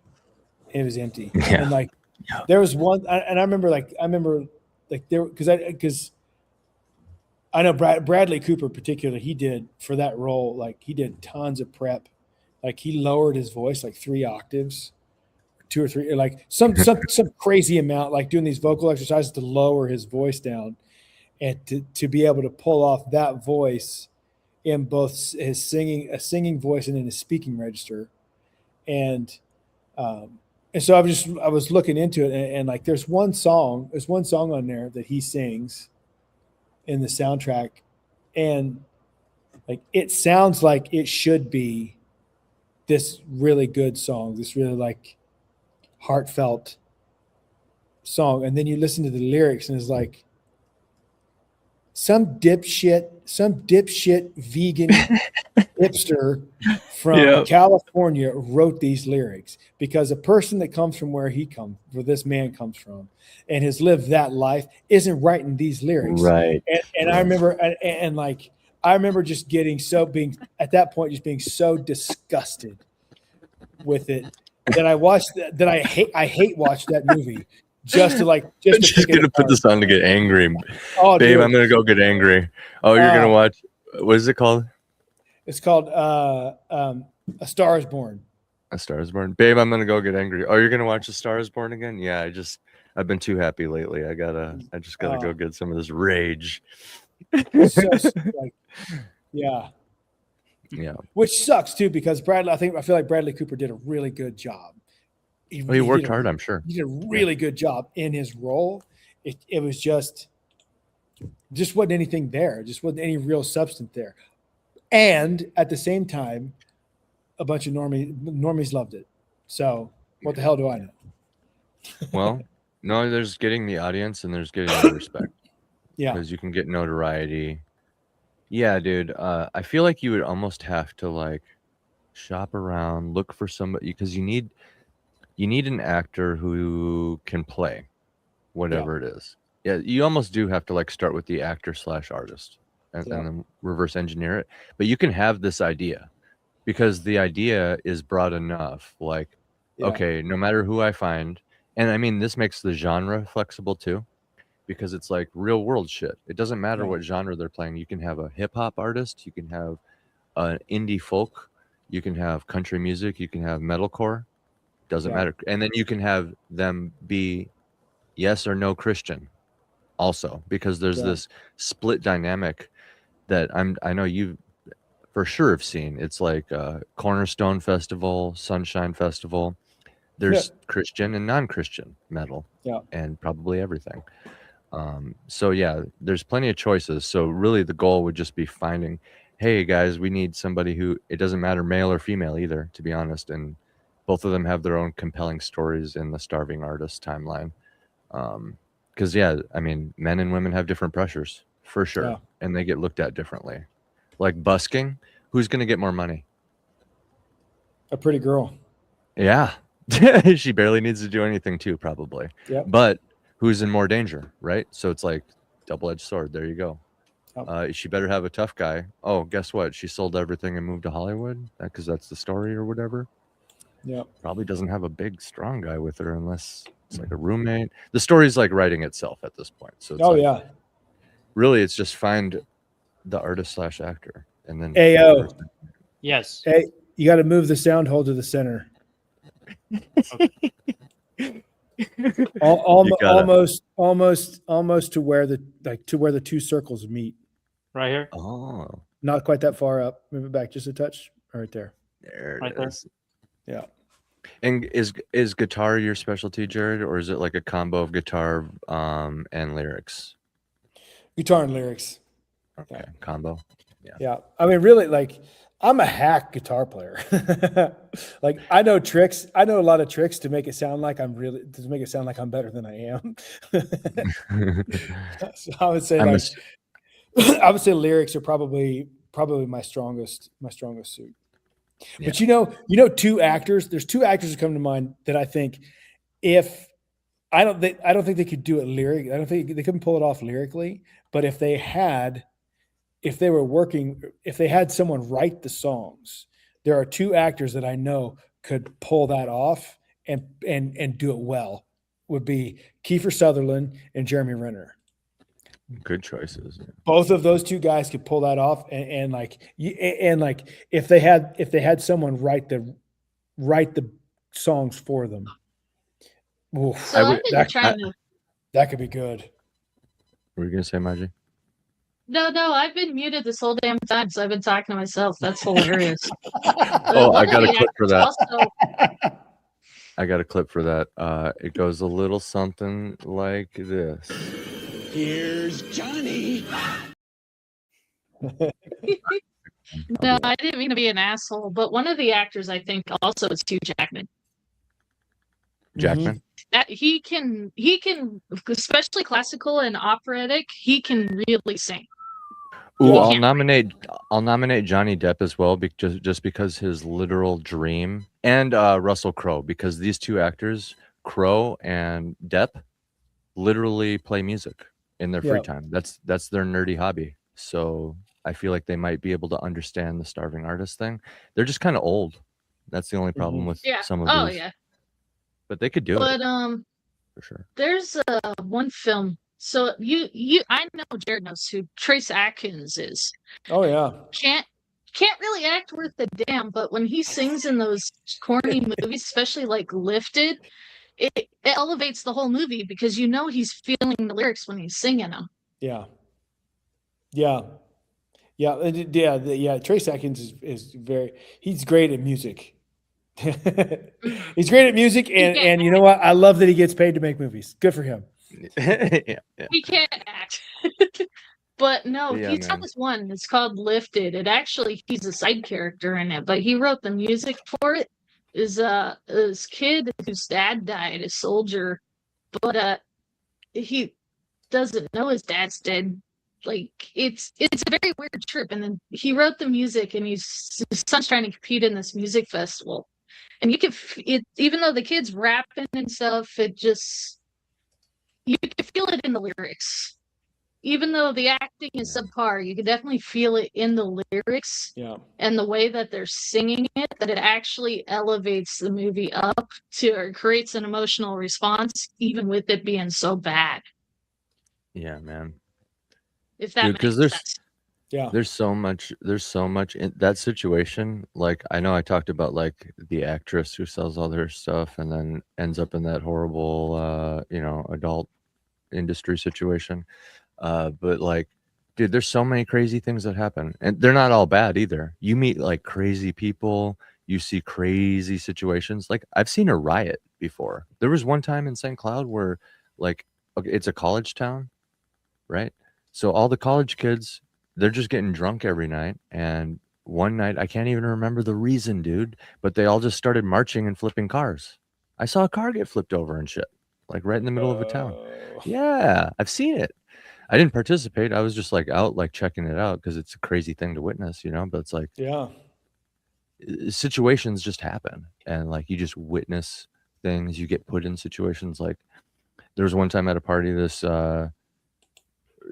random girl there started like having a seizure, and I happened to be the only person who sprung into action. I was like the first person she saw when she came to, and I was like, "Are you all right?" Like, and helped her to the couch and everything. And I was just like, man, we need to chill. I don't know, man.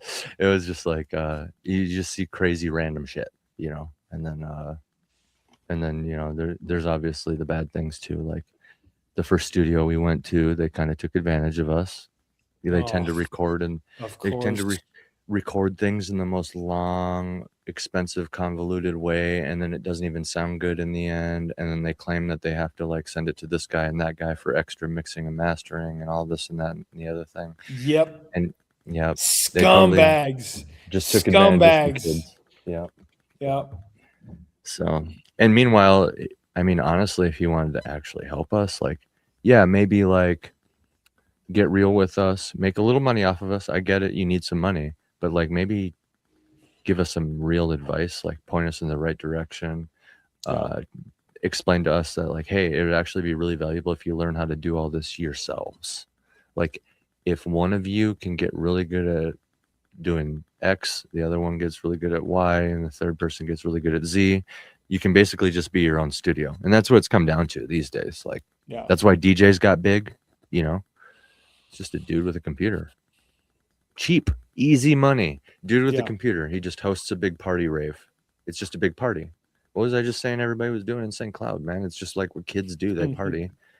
So there you go. You combine raving with the newest genre, like dubstep or whatever, and easy money. You're paying one dude in the venue. Like, crazy, dude. Crazy stuff. Yeah.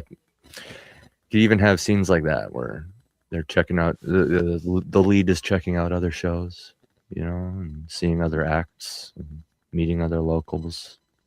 There's the party scene. It doesn't need to go into Eyes Wide Shut territory, but dang, if you went there, the occult story, ooh, that'd be good too. You know, starving artist stumbles upon the satanic elites. Oh, that'd be so awesome, actually. That's like the Iron Age one, you know, like stumbles on the fucking satanic elites and frees all the kids in LA.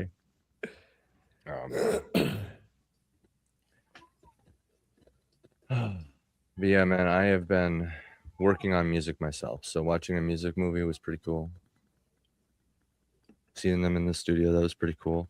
What do you think of the studio scenes every time you watch it?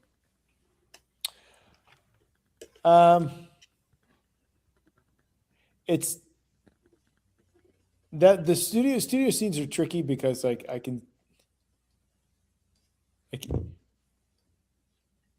there are things they do for like for the sake of the scene that are just impractical if you're trying to record. And so like you just catch stuff that's like, well, you wouldn't do that, or you couldn't do that in the studio if you're really recording all of this. Yeah. And so like there's some of that stuff that I catch. Are you talking about like when they're in the same room doing stuff? Yeah, it's not that like you can record multiple musicians in the same room. You just can't have them sitting that close together. And right. like, but you can't film it. You can't film it the way it would need to be filmed with one camera or with minimal takes or minimal time, because you'd have to be moving all the time to get everybody, or you have to have a really wide shot to get everybody in it, because you need to spread them out, and and like when those are done, usually there's like baffles, like these acoustic baffles. These portable baffles that you set up, so you're kind of blocking. You're just trying to mitigate the bleed from one instrument to the next instrument, from one mic to the next mic, like this, to mitigate it somewhat, so it's not a total mess in the mix. But you can still capture that live performance feel. So it's like there are things that I like. There are things that I have to turn off my recording studio brain, so it doesn't pull me out of the film. So it doesn't pull me out of the scene, you know, because like, yeah, that's like a tricky thing. It's like to watch something. It's like, I want to be immersed. So it's like, I have to force myself to stay immersed in it and not like start picking at little stuff. Yeah. But my favorite part of that scene of that studio segment of the film, or studio sequence, is at the beginning when they're all warming up and it just sounds like garbage. It just sounds bad. Like everybody's playing, and the guy, the engineer is sitting there telling us like, so I can't do it because I got to record these hacks, and it's essentially saying like, these guys suck, but I'm getting paid to be here. It's whatever.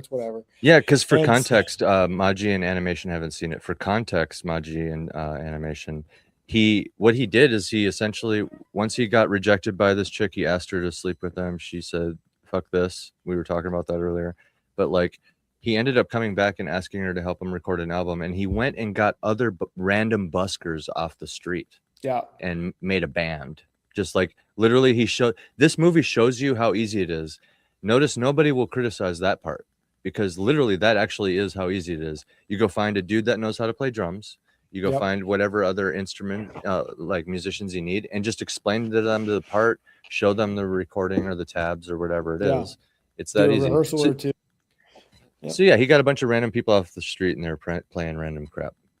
Yeah, go on. But then like the producer, the producer's sitting there and you know, he's like, okay, yeah, whatever, okay, go, whatever. And so he's not really paying attention until they start playing. And once they start playing the song, and the song progresses, he realizes like, oh, this is pretty good. Oh, this is better than I thought. And then like toward the end of the song, he's like, holy crap, these guys are really good.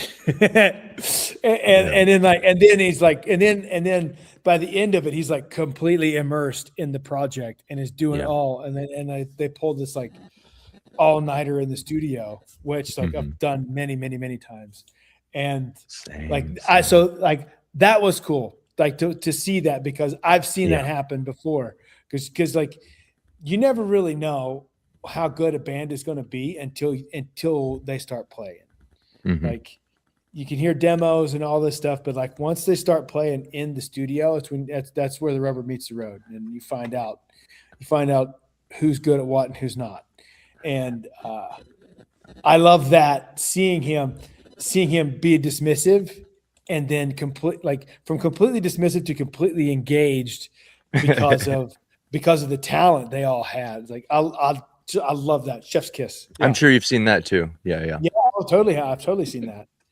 I think we have the same favorite part of the studio scene, because I was telling these guys earlier that, and I didn't catch it all the other times I watched this movie, but it shifts to documentary style while they're in the studio, by the way.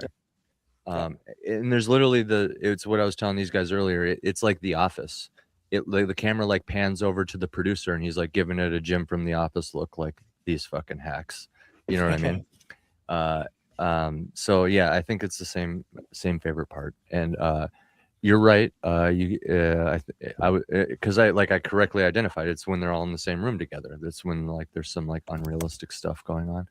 But like you said, if you can suspend your imagination or your disbelief, suspend your disbelief for a little bit, then what the overall scene captures, and that's why I brought it up, it literally actually captures that the soul and the spirit of like the all-nighter in the studio. Yeah, it totally does.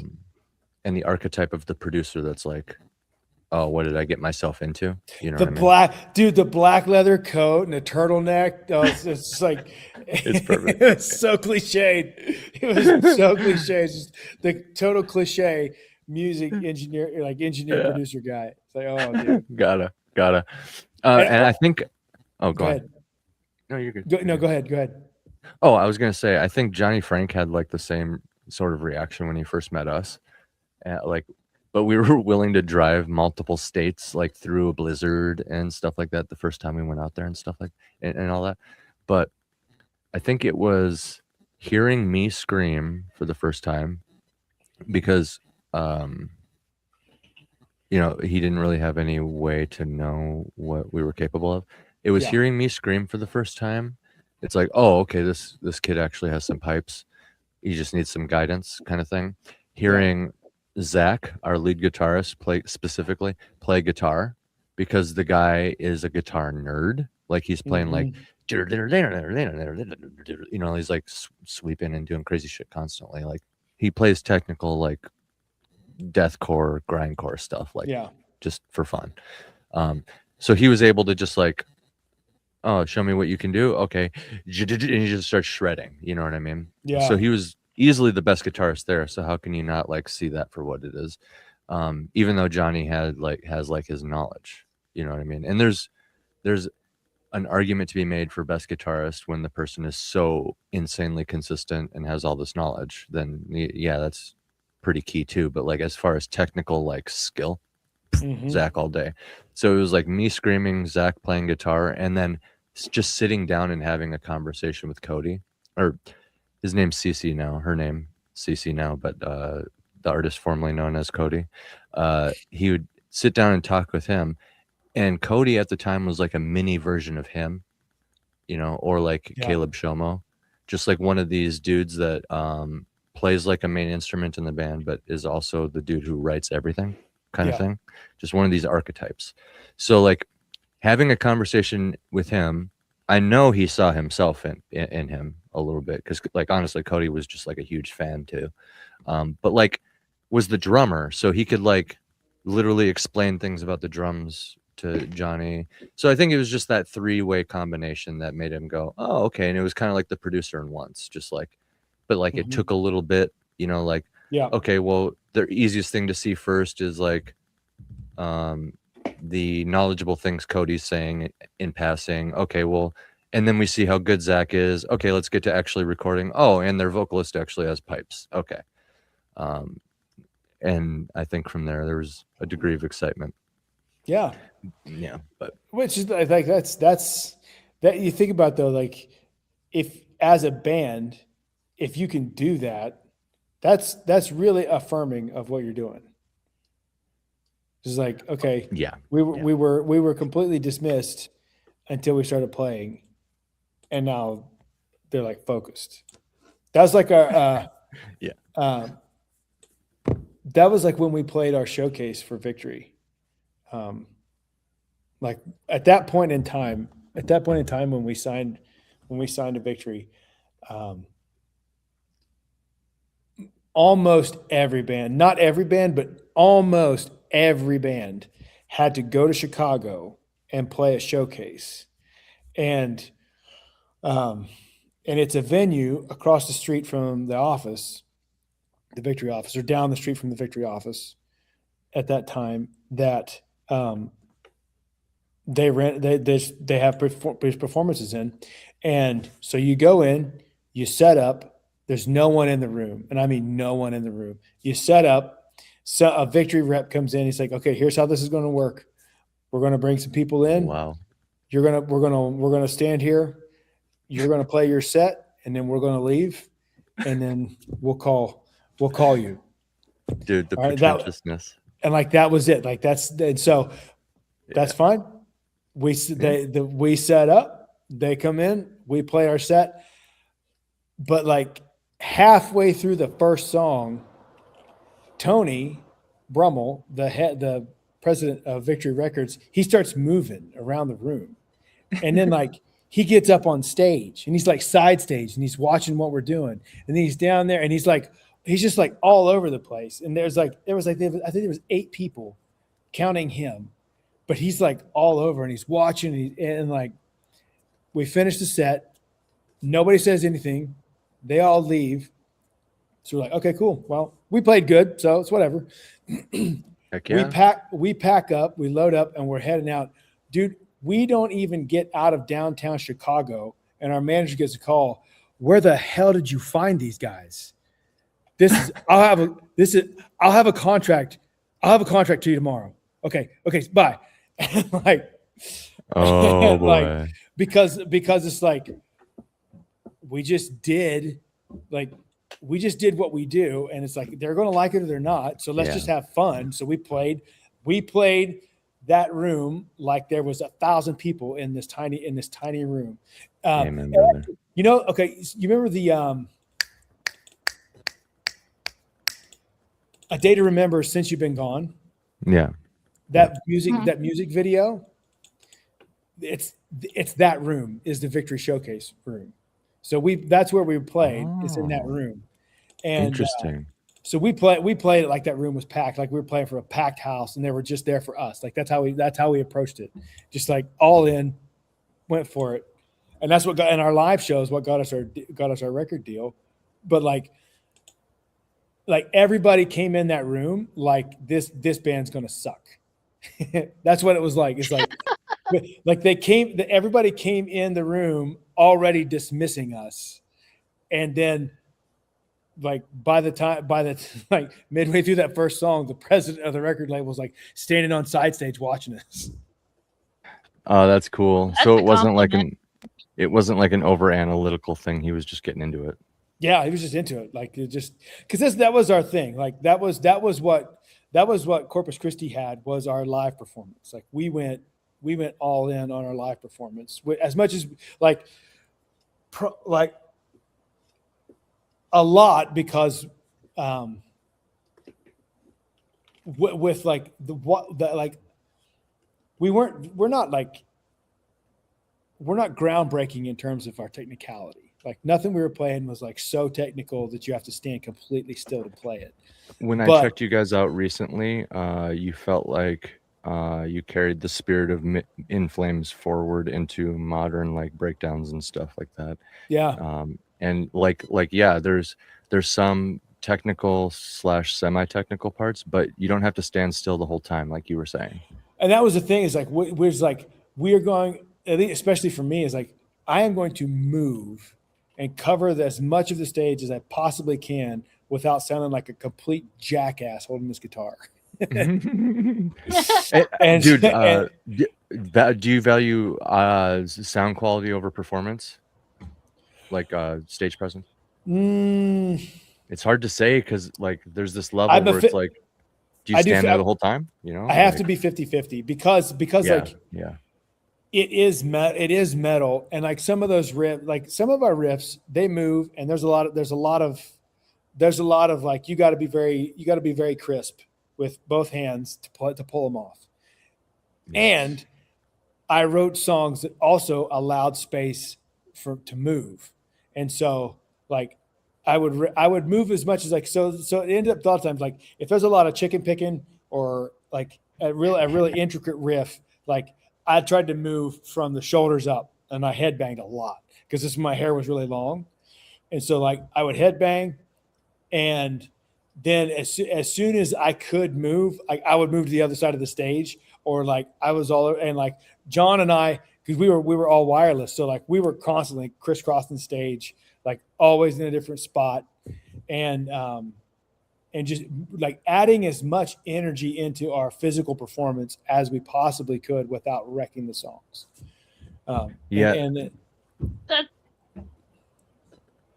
That was always one thing that I enjoyed watching when I went to live concerts, was seeing how animated and how into the music the performers were getting. Like, I went and saw Skillet before they became really huge, and you could tell they were just loving the music. I mean, he was sweating and all over the stage. In fact, instead of pyrotechnics, he was using fog machines and cooling things to cool him off so he could still keep performing. Yep. Yeah, I saw a couple of those Skillet shows back then too, and yeah, they were awesome. Skillet always had a great live show. Oh yeah, and same with Citizen Soldier. Their live show performance is just as good as their music recorded, which usually it's one or the other. I've noticed with a lot of when I go to the live shows, like that sounds better recorded, or that's actually cooler live. Citizen Soldier was really good at balancing the two, but you could tell he was interactive. He was engaging with his audience. They were trying really hard to let them know that they appreciated them coming. Yeah. But that's why I like to play break. That's why I loved putting mosh into the songs, putting breakdowns into the songs, because you can move, you can put so much energy into your movement and still play a breakdown really well. And so I love doing that. But I think the band, I have yet to ever see a band put more into a live performance than the Chariot. And I wish Anthony was here, like for this. He might pop in at any moment, by the way. Yeah, because Manthony knows that band. Like he's a Chariot guy. So I'm not a huge Chariot guy, but I did. So there's after you're done talking about the Chariot, there's a clone of them that was local to Minnesota called Alistair Hennessy, doing the exact same. I won't say exact because every band's different, but the same genre of stage presence. But go on about the Chariot first, and I'll tell you about Alistair Hennessy. Like the one tour we did with them, they had their one guitar player, this poor guy. This whole tour, it's a whole U.S. tour, and it had a couple. And they were going to play. They were going to play a couple Canada dates in some downtime because there was like a gap of a couple of days, and they had some Canada dates. Well, the guitar player was Canadian, and he just never paid attention to when his visa was supposed to be renewed. So he crossed the border and he couldn't come back. Oh no! So he got stuck. But he this will show you just to demonstrate how intense and wild their stage performance was, because the genre allowed for it, because it's that noisecore genre, noisecore genre, and so like every night, like every day, we'd drive up, we'd finish the show, drive all night, get to the next venue, and he would spend that day repairing the guitar from the night before and stringing another guitar. And like there was a couple of times like he broke, like snapped the neck out of a guitar. And so like he had all of this guitar repair equipment in their trailer to repair the guitar, and he would let the glue set, and like he just had this rotation of guitars. Of like yes, I was gonna say, and all these spare parts. Yeah, and they didn't do anything high tech in terms of like laser lights or pyrotechnics or fog machine, but their live show was just so intense. What they did on stage is like I have never, in all of my years, every band I've ever seen, I've never seen a band capture that much like power and energy on stage. It was just and they did it every night. Yeah. Like every single night they did it. It was so good. It's some sort of possession, and the Chariot, in the Chariot's case, would that be the Holy Spirit? I don't know if they're a Christian band or not. Oh yeah. Okay, Holy Spirit then, for sure. That's some good stuff. Because like, Alistair Hennessy, they, like you said, they're like engineers. They had like mobile engineers. They had multiple guitar racks of guitars. Each member had like minimum of 4 guitars, and you assume it's different tunings and stuff, but I'm sure 1 or 2 of them is just some sort of backup. If they break one, they can just go easier on the next one or whatever. So but a minimum of 4. And just to put it in perspective, what they would do is they were the type of band perpetuating the starving artist myth. This is why I know this movie would be so good, because I've literally witnessed Alistair Hennessy living the lifestyle. Yeah, these guys would be, if they could, they would be playing multiple shows every single day, and they would just never stop playing shows, and they would just live that way. That's as close as you could get. Was kind of what I saw with these guys, but I do think a couple of them had day jobs. But they were just the type of band where it's like, no, nothing matters. Just go tour right now. Right now. Nothing else matters. It's like, okay, well, there's some nuance to that. And it's like, maybe you shouldn't just like sell everything and go to Hollywood. But anyway, there was this venue called the Choir House. And what it was in small town, Minnesota, Malacca, I believe, just tiny town. And what it was this old rundown choir house that was left over from, I don't know, when the town was a settlement or some shit. I don't know if it was just like a property specific thing or a town specific thing, but it was this old leftover choir house on somebody's property. So you like turn off of the highway and you go and you're on a driveway, like a long driveway now, right? And you're like, it's like you're pulling into somebody's house. It's like a driveway, but then you pass this building on the left. That's the choir house. And then you go all the way to the end of the driveway and pull in. It's just like a normal house. And it's like, okay, this is, and it's not like super far out of town or anything. You just drive off the highway. It's like right there. So it's like, okay, I don't understand this, but like, you go inside the building.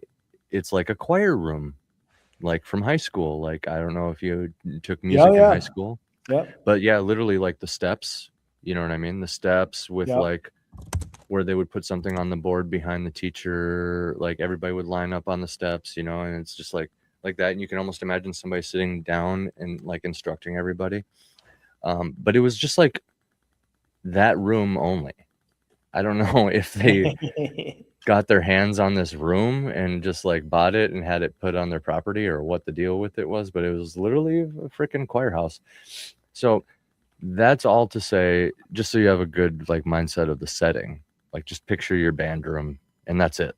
Like walk out of the band room and instead of the school hallway, you're outside on somebody's property. That's what it is. It is such a cool venue, man, because you like people would just line up. It was somebody's property, so you just all the cars would line up on their lawn or whatever, and you could take tickets right at the door, and it's like very intimate. You know what I mean? Like people are going out for smokes between bands. The band is literally like you have to get out of their way because there's only one door. Everybody's using the same door. You get to know the bands. Oh, so many of those shows, dude. Very cool. Yeah. So needless to say, these are the type of shows that like the Chariot, I'm assuming, but also Alistair Hennessy specifically targeted. So like when they're filling out their tour, they're like, give me any garbage show, because what they're banking on is actually selling merch and CDs. Maybe they'll try to get like a little bit of a gas money guarantee. They were always really cool about that, though. They were actually on the first show I ever played. They're one of the, like I said, because of that philosophy of just like, no, let's play every day, simultaneously all over the world. It doesn't matter. Play shows, tour now, book us. They were really cool about like gas money and stuff, just some amount of gas money, and they're cool with coming and playing.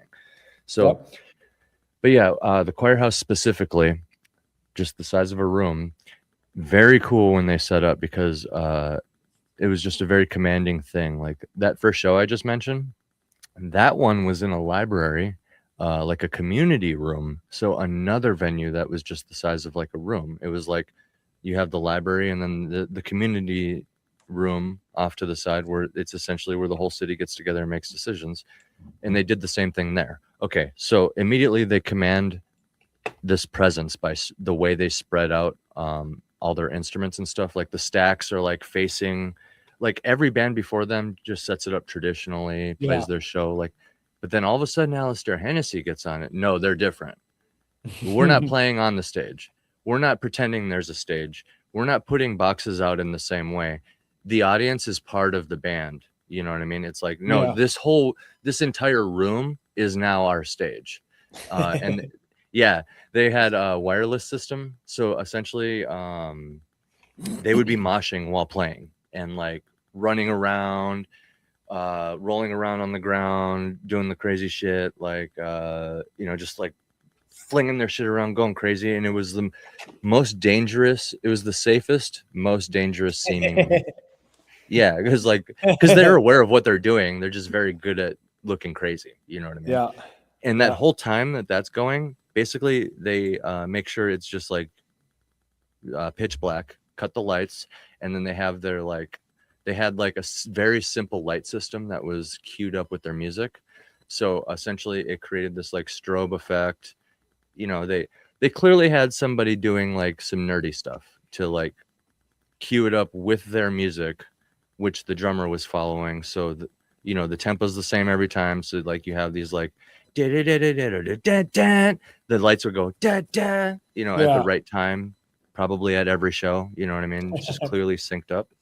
But like that effect of like dark, stroby, like it's in sync with the music. They're all going crazy. It just created like this, just like the whole room is their stage.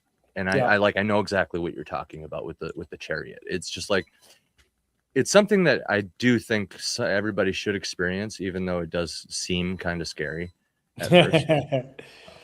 I guess like the closest popular analog I've ever saw was Dillinger's Escape Plan. Do they do that too? The whole room?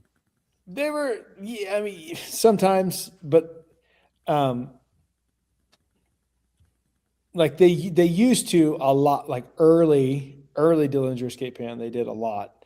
The last time I saw Dillinger was back in 2012, I think. Damn. And it was like my first album around them. In between the first and second, I think, maybe on my second or third or whatever. Yeah, right in the early days. And it was a huge venue. It was the Palladium in Worcester, Mass. And it's like they kind of did it, but it just wasn't the same. Like it's like this is. Hennessy would avoid big venues. They would avoid them. Yeah. And like it was just because it was such a huge. No one. Everybody wanted to play that festival. Like it's the New England Metal and Hardcore Festival. Yeah. And like everybody wants to play that show. And so Dillinger was there, and like it's like, oh yeah, you guys like they were just it was almost but just not quite, you know, like they stopped. It's like if if the Chariot's line is in one place, their line was like 100 yards behind that, but then everybody else's line is like 50 yards behind theirs. So they still look like they're just going nuts and going ham on the stage. Like, not really, but I mean comparatively, yeah, sure. And so no, there's like parts with Alistair Hennessy where they're like literally, they're like smacking their guitars. They're like literally hitting it on the ground. Like it was some like early Nirvana shit, dude. Like not even in tune. They're just fucking with, like, they don't even care. Like that's the whole like vibe of it, you know? Yeah. And it seems like they're screaming nonsense, but actually the vocals and the drums were the most coherent part of it. Like when you say noisecore earlier, like that's kind of like what it is, but it's controlled chaos. I don't know. Yeah. So it's crazy. I don't know. Yeah. They were all skinny guys except for the drummer. I don't know how the drummer wasn't. I mean, he would get all sweaty. I played so many shows with these guys. He'd get all sweaty too, but I don't know how he stayed like bigger. He was like a bigger guy, but they were all tall and skinny. It's like, yeah, that makes sense. You know. So the Chariot was the spin-off band of Norma Jean. So Norma Jean is kind of a primitive version of this, right? Yeah, well, Norma Jean is they are the progenitor of that sound, like that noisecore sound. Yeah, and so Norma and like, but Josh, their frontman, who like arguably an argument can be made is like that, like he was that band. That's a fair argument to make. You get that, yeah. And so like he after their technically it's their second record, but it was their first record as Norma Jean. Like Josh left, and then he formed the Chariot, and the Chariot was like an extra chaotic version of Norma Jean. So like, they're picking up on it.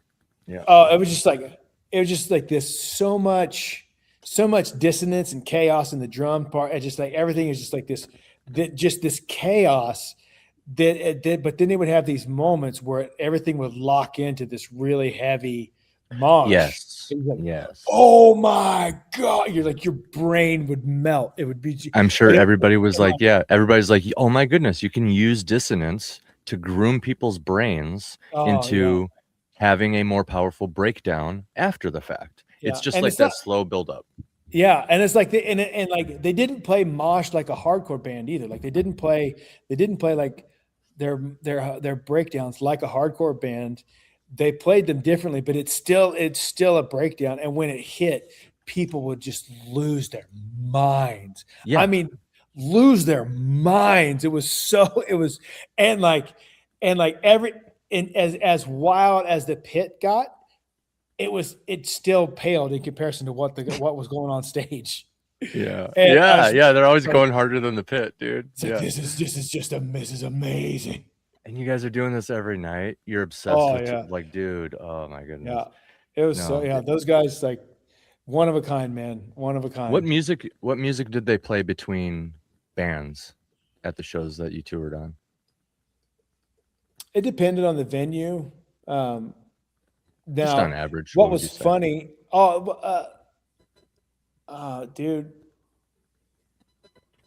Like honestly, like a lot of venues would play like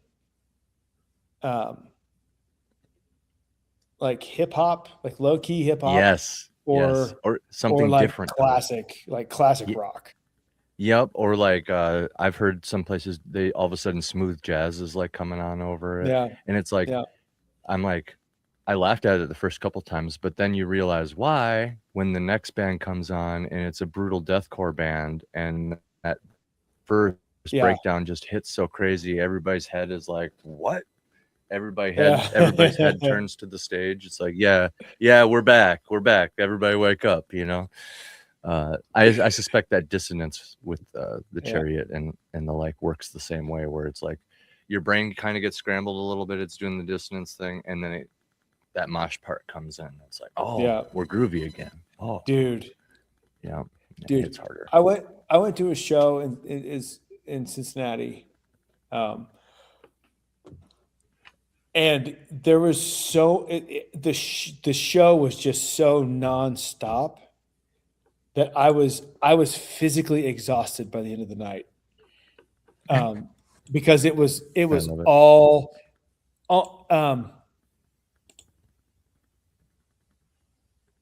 it was 3 major death metal bands, and strapping. Those go hard, dude. Those go hard. So Nile was headlining. Yeah. Napalm Death was direct support. Suffocation played, and then it was Suffocation and Strapping Young Lad, and then there was one other band. Oh, and Dark Tranquility. Yeah. So you had Dark Tranquility, which is like this super melodic Gothenburg metal, Swede metal. It was so good. And then it went from that to Strapping Young Lad. And like Strapping Young Lad as Devin Townsend, and is amazing. And the biggest, the biggest drummer in the world. Like Gene Hoglan is the beast. And then like Suffocation. What a name. Yeah. It's almost as good as Abacab. Oh yeah. Then Napalm Death, which is like pretty good. Some OG death metal. Yeah. British death metal. Yeah. And then Nile. So like for 3 hours. That just sounds metal. It's just a river, but it sounds metal. It's just blast beats and tremolo picking. Just like constantly 3 hours, and like it was at this big club. So it's big. It's one of the bigger venues in Cincinnati is Bogart's, and I remember at the end of the night, I was just because there's so much sound just crushing you in the face. Like, I wasn't even moshing, but I'm exhausted. What's going on? Exhausted. Yeah, dude. It's like, bro, you got to drive. I'm going to fall asleep. I can't drive. Dude, did you know dissonance was outlawed in like the Dark Ages? Yeah. That's cool. They called it the devil's The devil. There were 3 notes. I think they called it the devil's triad. It was like a 3. Oh yeah. It was like triads in general. Yeah. It was just like yeah. Because it's like this idea of like dissonance it just like bummed people out. But and then now you have like the Chariot and Alistair Hamilton. Yeah. That's where like Norma Jean was the first band that got really popular that used those what we called horror chords, but it's just like those two note dissonant chords where there's I called them panic chords. Yeah, but it's like one fret separation between them. It was like just this like squeak. Yeah. Because the idea is you could put like one finger there, right? And it's like open top, I think. Open top with one finger. So it's like you're saying. But then that leaves like the lower fat note open. So you could I saw a lot of like my really technical metal friends, they would use them like I actually still have the riff memorized in my head. It's like so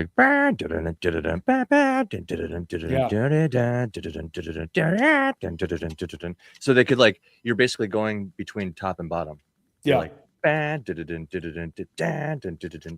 they're like they can jump between, and it's like kind of interesting how people figured out how to do it. And you like specifically have to have the guitar tuned that way because like part of it is just the fact of how easy that horror chord is to play. It's one finger basically open, so you can just jump between opens. It's like I don't know, man. Guitarists are crazy. You guys are crazy. You guys are nuts.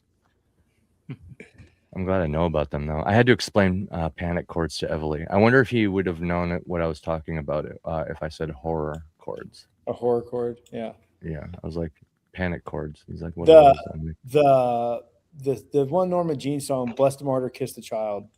Mm-hmm. Or no, that's the name of the record. Hold on just a second. I think Bless the Martyr, Kiss the Child, and I think it's Memphis Will Be Laid to Waste is the song.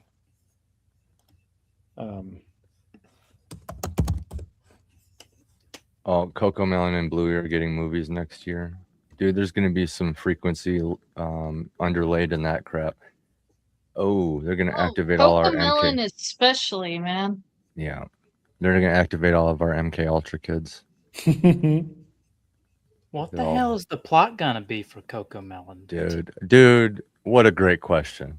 You can come up with one for Bluey for sure. Like they travel somewhere else. Yeah, like 'cause they they're go never- on vacation or something. Yeah, That's yeah, big enough yeah, for yeah. a movie. But like Cocomelon, dude, the whole thing, it's kind of already there's like an something about anthology. Cocomelon tends like because it's so ADD attention span the way it is, it actually causes kids to rage quicker.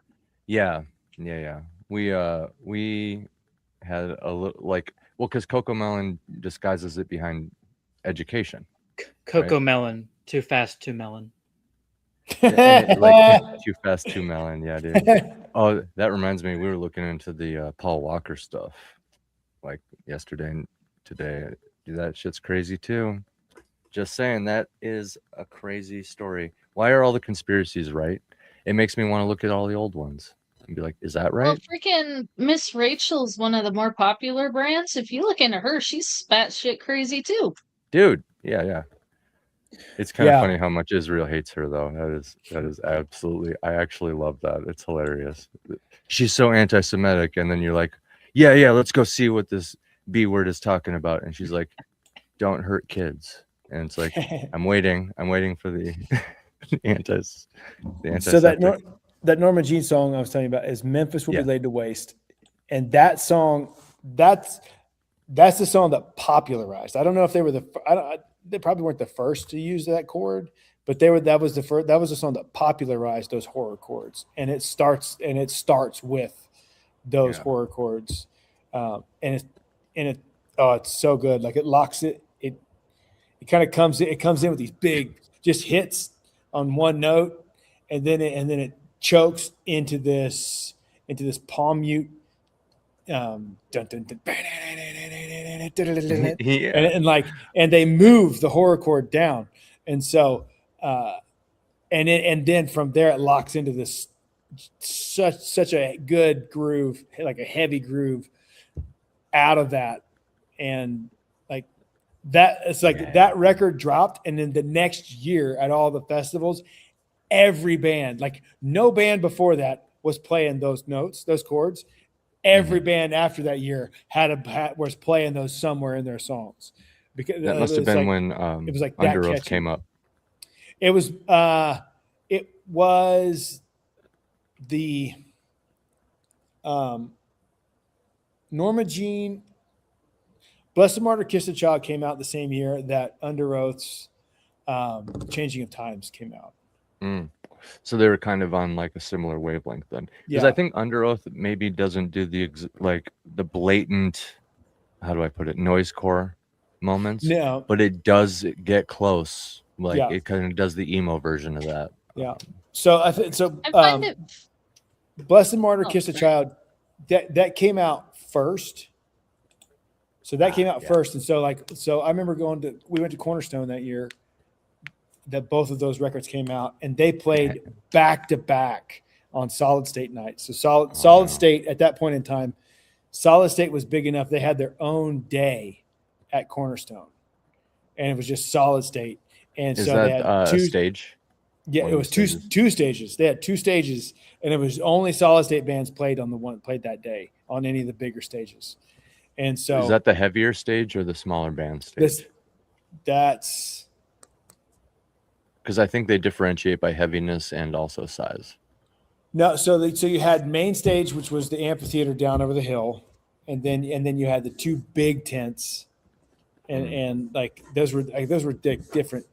You had two big tents and then one kind of medium-sized tents, and so and the medium tent and the two big tents, those were all Solid State bands played on Solid State Day, Solid State Records. Perfect. And so and that night was Under Oath and Norma Jean were headlining. They were co-headlining that night so at the end of the night, and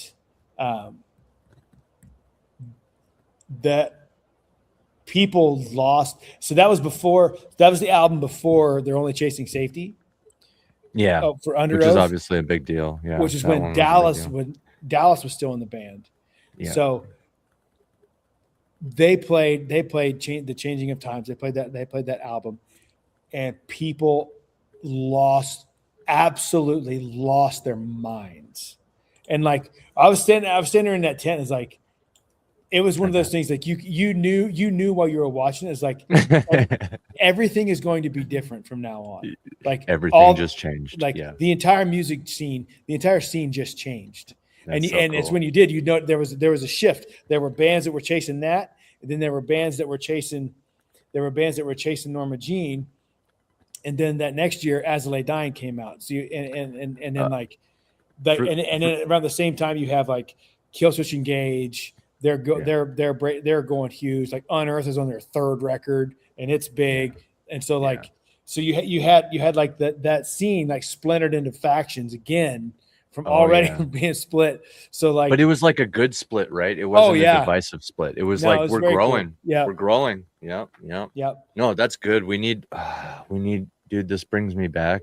And it's like, now I kind of relate to those boomer guys when we were coming up who were like saying this same kind of stuff. Like, oh, that takes me back. Oh, back in my day, we put flyers up and you know what I mean? Like, I'm just like, I get it now, guys. I get it. This is like very nostalgic, but it's kind of interesting because like for those listening, what he just described, it's a revolution that took place, right? Yeah. And it came from Cornerstone Festival, which is almost exclusively, at least, Christian. These bands, Norma Jean, As I Lay Dying, and The Chariot, I think we mentioned earlier. Christian. Under Oath was pretty Christian, if I remember right. Yeah, at that point in time. Yeah. So they're coming up with this idea of panic chords. Well, then you fast forward a little bit to when I get my hands on it. Like I heard Under Oath and stuff, right? And like Chiodos, they're kind of like this one of the bridge phases. But like by the time Attack Attack was coming onto the scene, they were kind of like taking the memes and pasteurizing them. They will. That's such a good way to say it. Yep. Because like you compare them to two bands that came out at the same time under similar circumstances, Miss May I and The Devil Wears Prada. Now, granted, The Devil Wears Prada has a little bit more history behind them at this point, but these three bands were all kind of like coming up in popularity around the same time, and like freaking Attack Attack. That's where I got the term panic chords, because by then that's what people were calling them. I think horror chords had already run their course at that point, and then like the new generation got their hands on it and called it panic chords, and like all the emo kids were just like, yeah, isn't this cool? Dan, dan, dan, dan, dan, dan. It's like Chiodos, man. It's like Chiodos. Yeah. Dude, Miss May I, man. It's mainstream by then though when Attack Attack's doing it. What's funny is like all of those bands, like we played the Trenton Fishermen's Club with Attack Attack when they were like nothing. So Johnny was in it. Oh yeah, they were like, and then like, dude, that kid from Miss May I, what a dick. Which one, the singer or the vocalist? The singer or the vocalist, the main vocalist. They switched drummers. Wait, the main vocalist, like the screamer? Yeah. So like, so they were kids, like Corpus Christi, like they were just kids. And when Corpus Christi was coming up, and they're playing, and they were good, and we always liked Miss May. We never had a problem with Miss May. I thought they were cool. Good. And like their first drummer was like, I get hypnotized by that first album. Yeah. But go on. But they and they're from Dayton, and we're from Cincinnati, and so they ended up opening a lot of the sets, a lot of shows that we played. Like, okay. Attack Attack? Or Miss May I.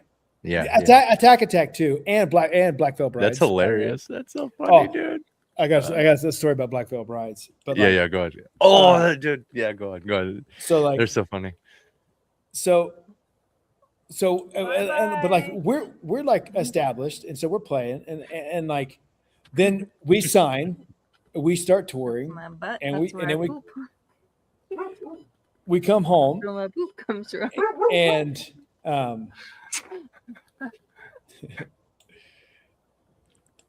They, in the meantime, they got picked up, and I think they got picked up by Rise Records. Black So Veil. No. Miss May. So they get signed. They get signed, but like they were on the Cool label at the time. So like they're instantly and like they're all younger. They're in that like they're in that crowd. So they're like instantly popular. And so they're off doing their thing. And then a couple years, maybe a year or two goes by, and like we end up on the same show together, but because they're more, our record wasn't out yet. We're like between records. Their record is coming out, and they're pretty popular, so they're headlining the show. They're headlining the show, and like that dickhead vocalist is like he's like trying to flex on us. He's like, yeah. Remember when we used to open for you? Oh no! Now I've seen these guys. I've seen these guys. Are you serious right now, you little prick? Yeah. Dude, that's so funny. I could snap your neck. And like, are you seriously trying to flex? Just like they got story, that bro. Satan money. They got that Satan money. Oh, dude, it's like what a dick! What a dick to say something like that. I think Rise Records may have been a psyop, but go on. From that point on, like I like we were cool up until that point. It's like that. If really you want to flex like that, I don't care if you fall off the world tomorrow. Just go away. Yeah. And like, but like Black Veil Brides. So like, Black Veil Brides has been a band for like a year. All right, this time in Cincinnati, and we are story. They're we are Black Veil playing. Brides. Oh yeah, dude, and we're like playing. We're playing our friend's band Beneath the Sky. They were on Victory Records.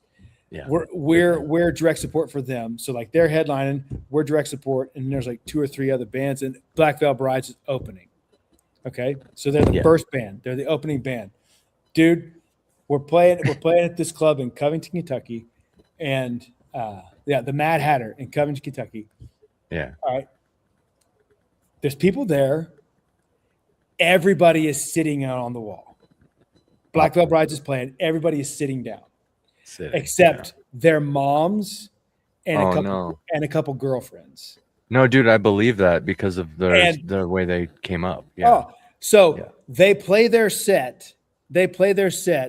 And then they leave. They don't stick around. They don't hang out with the bands. They play their set, and then their moms drive them home.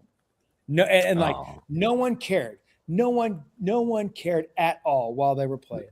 I've seen those bands too. Yeah. So the next band gets up, and then the place is lit, and it's a great show. It's a killer show for the rest of the night. A great show. Okay. Fast forward like 3 years, and they're playing. They're playing above bill on second stage or third stage at Rock on the Range, which is an enormous festival in Ohio. Yeah. Mainstream festival, but they're on third stage playing above bill of Motionless in White. Yep. It's like, you have got to be kidding me. Dude, and they climbed so high that they were like on some of the main stages at Warped Tour. Yeah, the dude's voice even changed. Like, I don't know what they did, like, but it was something changed in like 1 year. Absurd. Like in a bus, in a huge bus, their drummer is so freaking drunk he puked on stage.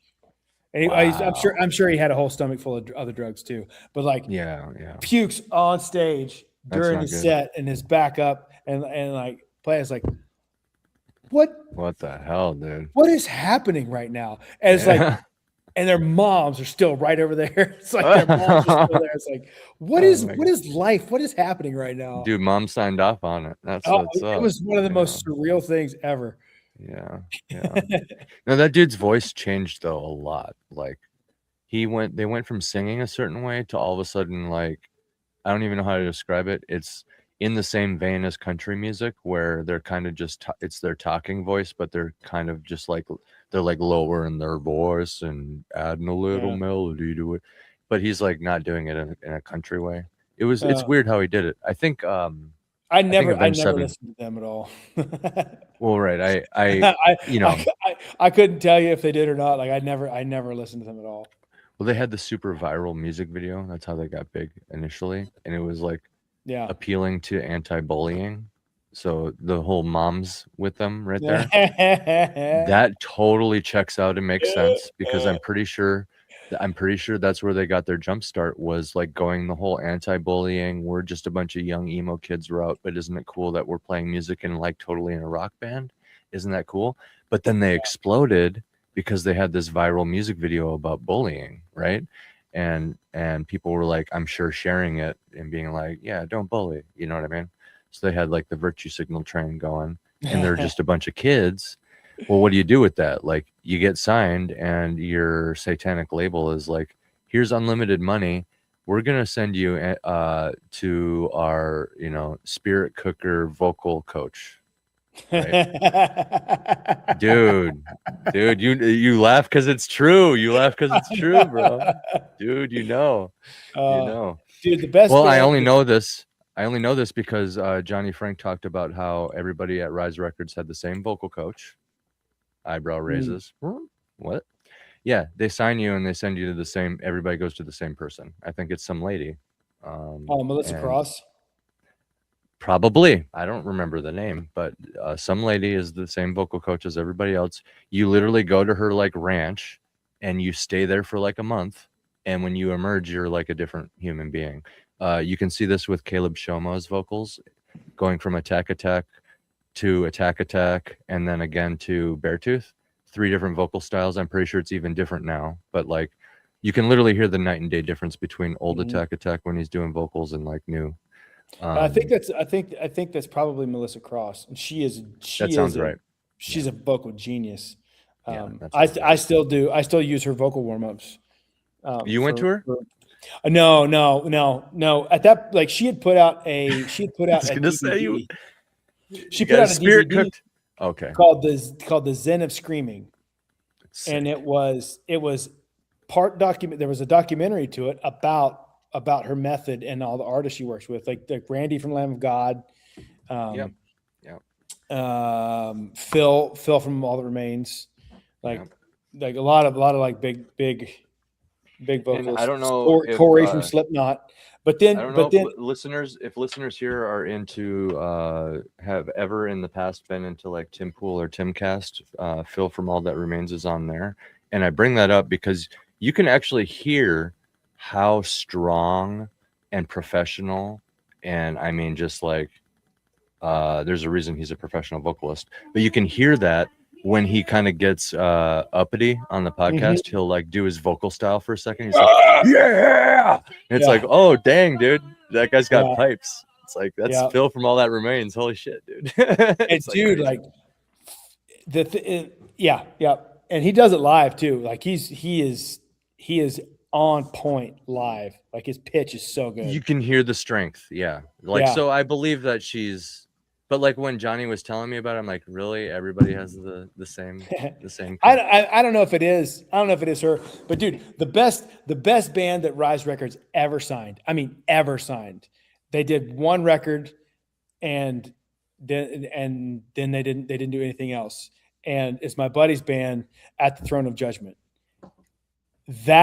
I've never even heard of them, so that's crazy. Oh my god, dude! Like at the time, I was like partying in St. Cloud, and me and all my buddies were just like, what we would do is how we found new music is we would look up the record labels we aspired to, and just like listen to the newest Rise band or Victory band or whatever. Dude, like At the Throne of Judgment, their record is called Arcanum Order. Mm-hmm. Dude. Arcane of Mortar. Arcanum Order. Arcanum Order. Nice. Yeah. Nice. Dude. I dig it.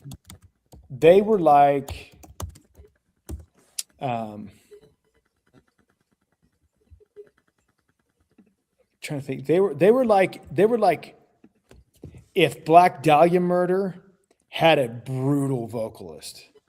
Had a brutal vocalist and was a Lord of the Rings nerd. Like Like I love it. was a total fantasy That nerd. is an That's- interesting combo. That's Yeah, at you the get- throne of judgment, dude. You get And, like- biblical sounding lyrics when you combine that. Oh, dude, like Eric, like my buddy. I'm still friends with Brad, the guitar player, and the guy that wrote most of the stuff. But Eric, their vocalist and the guy that wrote the lyrics. Like he's just totally into like sword, sorcery, and fantasy and stuff. And so like, I love it. oh, dude, like his lyrics are just so good, but his voice was so brutal. I mean, so brutal. It was so good. Like Phil Bozeman brutal or what? Like, are we talking Whitechapel or are we talking more like?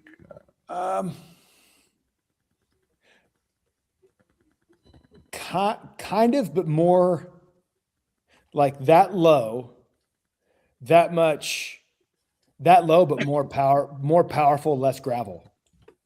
Yeah. Almost.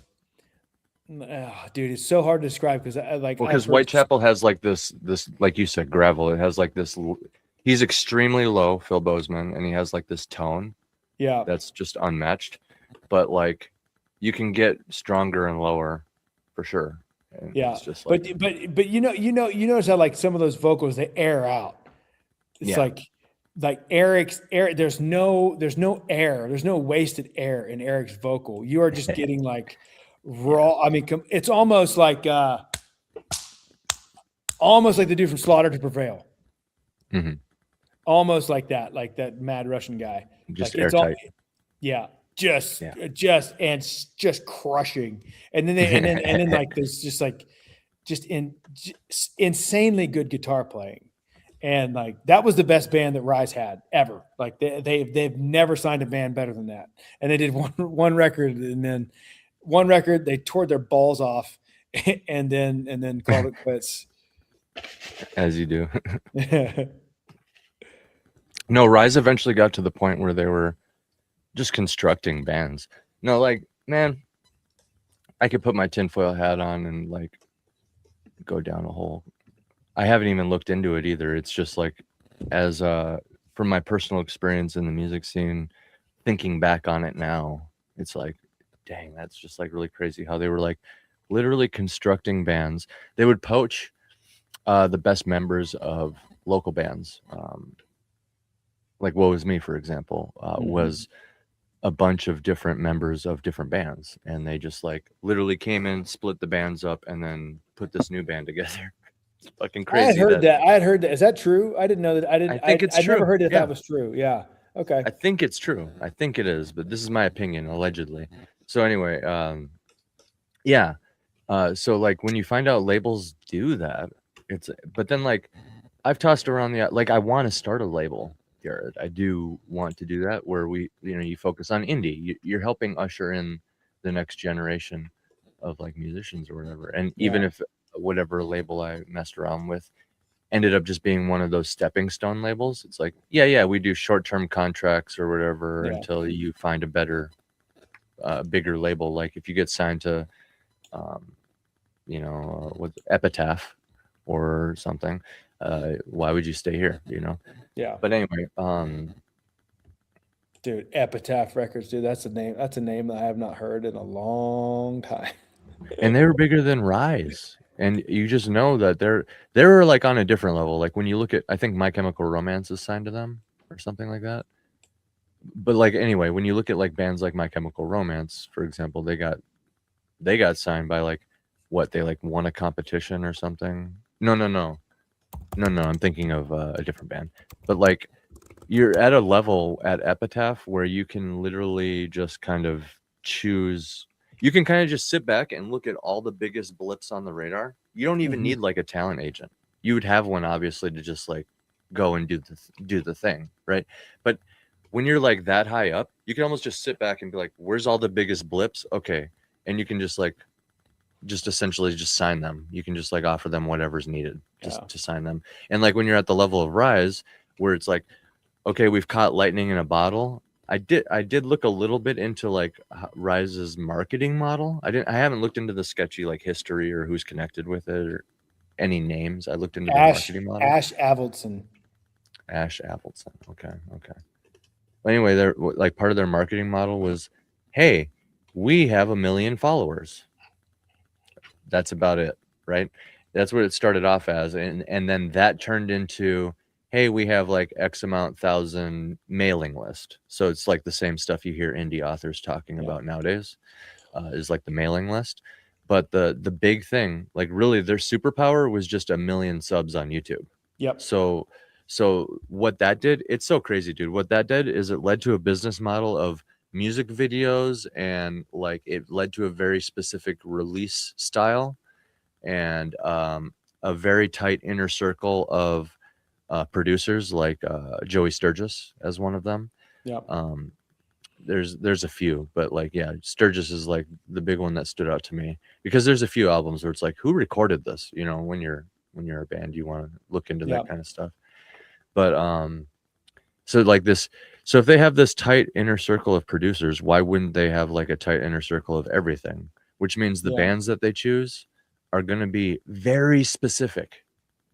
They're going to be very specific. Like if you're on that level where you've caught lightning in a bottle, you're literally over 1 million. Each music video you put out gets some sort of guarantee of like views, and you can like start trends. Like literally an entire generation of kids is like writing new music around, like, you know what I mean? When you're on that level, of course you can just go and break up bands and just steal the members. It's like, yeah, of course you can. Dude, so that guy that started it, Ash Avildsen, he was a booking agent. And there you go. He became like the biggest gatekeeper in terms of booking for the entire scene, like the quote unquote scene. He was the gatekeeper for booking. If you want, like, if for assigned bands to tour, like, if you monetized it. If you wanted to be on a tour that did well and that was going to advance your career, like you needed to be on those tours. You needed to be. You needed him to book you.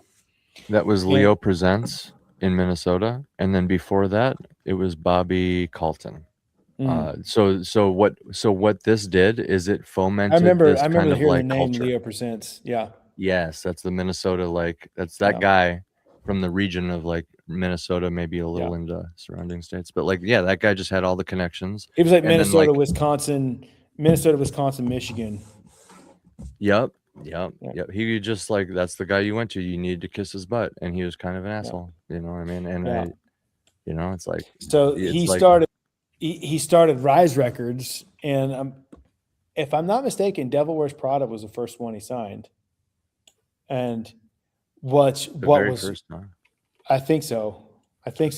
But what was really funny about this, and like, I may be fuzzy on the details because it's like 20 years ago almost, but like, so that was back when MySpace was still a thing. Yes. And Rise Records, like, labels started looking, and it really started with Rise Records. It's like looking at MySpace plays. How many MySpace plays do you have? That would pull for the music videos, Jared. Yeah, exactly. Yep. So Devil Wears Prada, they did not have a MySpace presence, but their drummer was like a MySpace whore. Like he had been on there from like day one of MySpace. So by that time, like his private MySpace, his personal MySpace had like 20,000 followers. Wow. And which, like, at that point in time, that's just enormous. That's unheard of. And so this explains where the 1 million subs comes from. You're getting to it. Oh my goodness. He took his private MySpace, his personal MySpace, and just converted it to the Devil Wears Prada. So instantly the Devil Wears Prada had 20,000 followers. There you go. And then and probably Rise Records too had something around that for subs. Well, so Rise signs them, and they're expecting this big, because like physical sales were still a thing then, and it still mattered. And so they're expecting, sweet, you guys have already got this big following. Awesome. Put this record out, and then it didn't sell. So that first record, like it was like, it did not. Yeah, nobody really. Yeah. It did not do what they thought it was going to do at the first. And so then they start just like pumping money into the marketing, and like to the and Ash is also, you got to remember, Ash is also the booking agent, the gatekeeping, the biggest gatekeeper in booking for this. So he starts putting him on every He has all the tour. connections. So basically, Devil Wears Prada can play every show. Every show. Every show. So, and now here's where it is. Here's like, we played with one time. We played with Devil Wears Prada a few times, and like it may have been. It was like this. By the second or third time we played with them, they're in a bus. Okay, they're already in a bus. Oh yeah, they're pumping that money in. Yeah, and their guitar player is like, dude, I'd never go back to touring in a van ever. I'm never going back to touring. Oh my goodness, dude. They did 4, maybe 3, I think 4 tours in a van. 4. They went from 4 tours to a bus. Dang. and because of MySpace horror. Because of MySpace and then like having Ash book them on everything. So they just and then it's all history, and they blew up, and then they were huge, and then they made a shitload of money too. So like in their case, it was pretty deserved. I haven't heard anything creepy about them, and like their drummer, for example, directly inspired all my drummers. And very good vocals. The lyrics, chef's kiss, great lyrics. Great way to be a Christian band. Their front man, Mike, he's the only one of those that I've ever hung out with off stage. And that was just like once or twice because he was like we had like mutual friends. So and like he seemed fine. Like he seemed pretty cool. It's like, yeah, cool. Whatever. Normal guy. Yeah. I never had any beef with Devil Wears Prada, and like Devil Wears Prada, they put on a really good show. They put on a really good show, really good stage show. They fundamentally changed a lot of stage presence stuff, and for sure. Like the drummer plays a certain way. It's hard to describe, but I'm sure a drummer that was inspired by him could explain it better than me. But it's just like a style.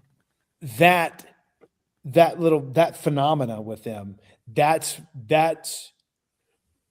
was where the scene took. It was a hard pivot. I mean, a really hard pivot there. Oh, Rise was a big deal. Yeah. That's when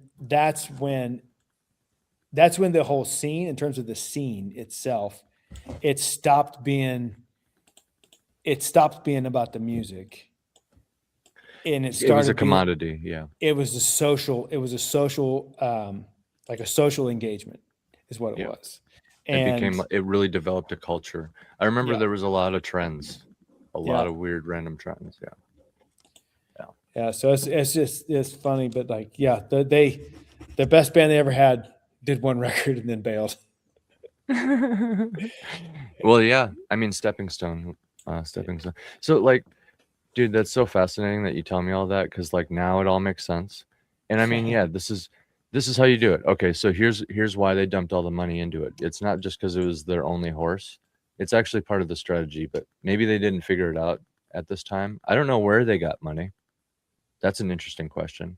So you said Ash got it from booking. Like he had his money? By that point by that point in time, like he had positioned himself like well ahead of Rise Records. He was already the most important booking agent in that scene. Like, so wealthy. He subsidized it with himself. Yeah. If you're a metalcore, hardcore, post-hardcore, like any of those like periphery genres, like you wanted to be on a tour. You needed him to be on big tours, and if you wanted to be profitable, you needed Ash to book you, which sucked for us because unbeknownst to us, before we signed, Tony Brummel is pretty much hated by everyone in the industry. Yeah, you're telling me about that. The Victory guy. Yeah. Turns out like everybody hated him to the point where Ash refused to book us because he refused to help Tony. Yeah. Like he's like, I'm never booking another Victory Records band and screw Tony Brummel. And so it's like, that's great. That's great. Cool. Cool story, Fantastic. Yeah. man. Yeah. Hey, And- yeah. Go on. Sorry. and I was just saying, and then like, so like we start going down the list. We start going through this list of like, okay, who are the other booking agents? Nope, don't want to work with Tony. Nope, refuse to work with Tony. Refuse to work with Tony. F Tony. Tony sucks. It's like everybody done this. We went through like a Rolodex of potential booking agents. See, no one would touch us because of Tony. It's like, dang it, bro. see, no local band in Minnesota wanted to work with Leo Presents, but we all had to, because it's like, oh, if you want to play with Evaleighmusic, guess who's booking the show? Yeah. If you want to play with As I Lie Dying, guess who's booking the show? Yep. You know, even venues like, oh, you want to play at the Myth? Guess who's the only person who has access to both the Myth and metal bands? Better start kissing butt, bro. So yeah, but then like in contrast, there's Bobby Colton, who is like the more local version of him, where it's like he just happened to have all the connections, but he was just like a super nice guy. Like no bad stories about him, and he even like would have his moments with people, but from what I remember hearing, they're all very pragmatic. It's like, okay, well, he got upset with this band. Oh, well, what happened? Oh, well, they did X, Y, and Z, or they didn't like, you know, they didn't do whatever. You know what I mean? It's like, okay, well, that's understandable. Whereas by contrast, the other dude from Leo, I can't remember his name now. Thank God. I mean, that's kind of funny. He was like such a big, like everybody's opining for his attention for so many years, and I don't even remember his name. So that's awesome. But anyway, he would like flex sometimes, kind of like in the same way that you were telling me about these other dudes, but like, oh, I'm the booker guy. You gotta like, you know, you gotta though, right? Like, and there was a couple moments where I had like a few, like, I got to rub them the wrong way, so to speak. Like I got to just like snuff them, because I didn't, Reputation was kind of a weird thing. It's like with a band like We're the Blog, a name like that, everybody already has like a preconceived judgment. And then we show them the good recordings from like Johnny Frank, right? So it's like, okay, well, they have like good music to back it up. And then we go hard live. You know, maybe we don't sound perfect. I'll be honest, like, because we're so high energy, we're definitely getting into it as much as the next band that's getting into it the most, right? Yeah. So we're like getting into it for sure, even if it's not perfect. So like the live show was there, but it's like, as far as Reputation goes, I don't know, me and my bandmates kind of tended to have like loose lips about just like our opinion. And I mean, you know, it got us into a famous feud with Franz from Attila, who actually featured on one of our songs also. So it's hilarious. Like he's on our song and then we have like this public feud falling out thing. It's so funny, dude. It's so funny.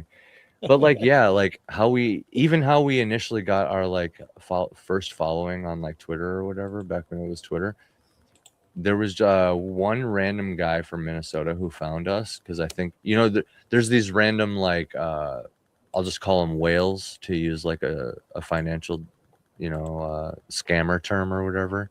Like these certain like whales who are just mega nerds.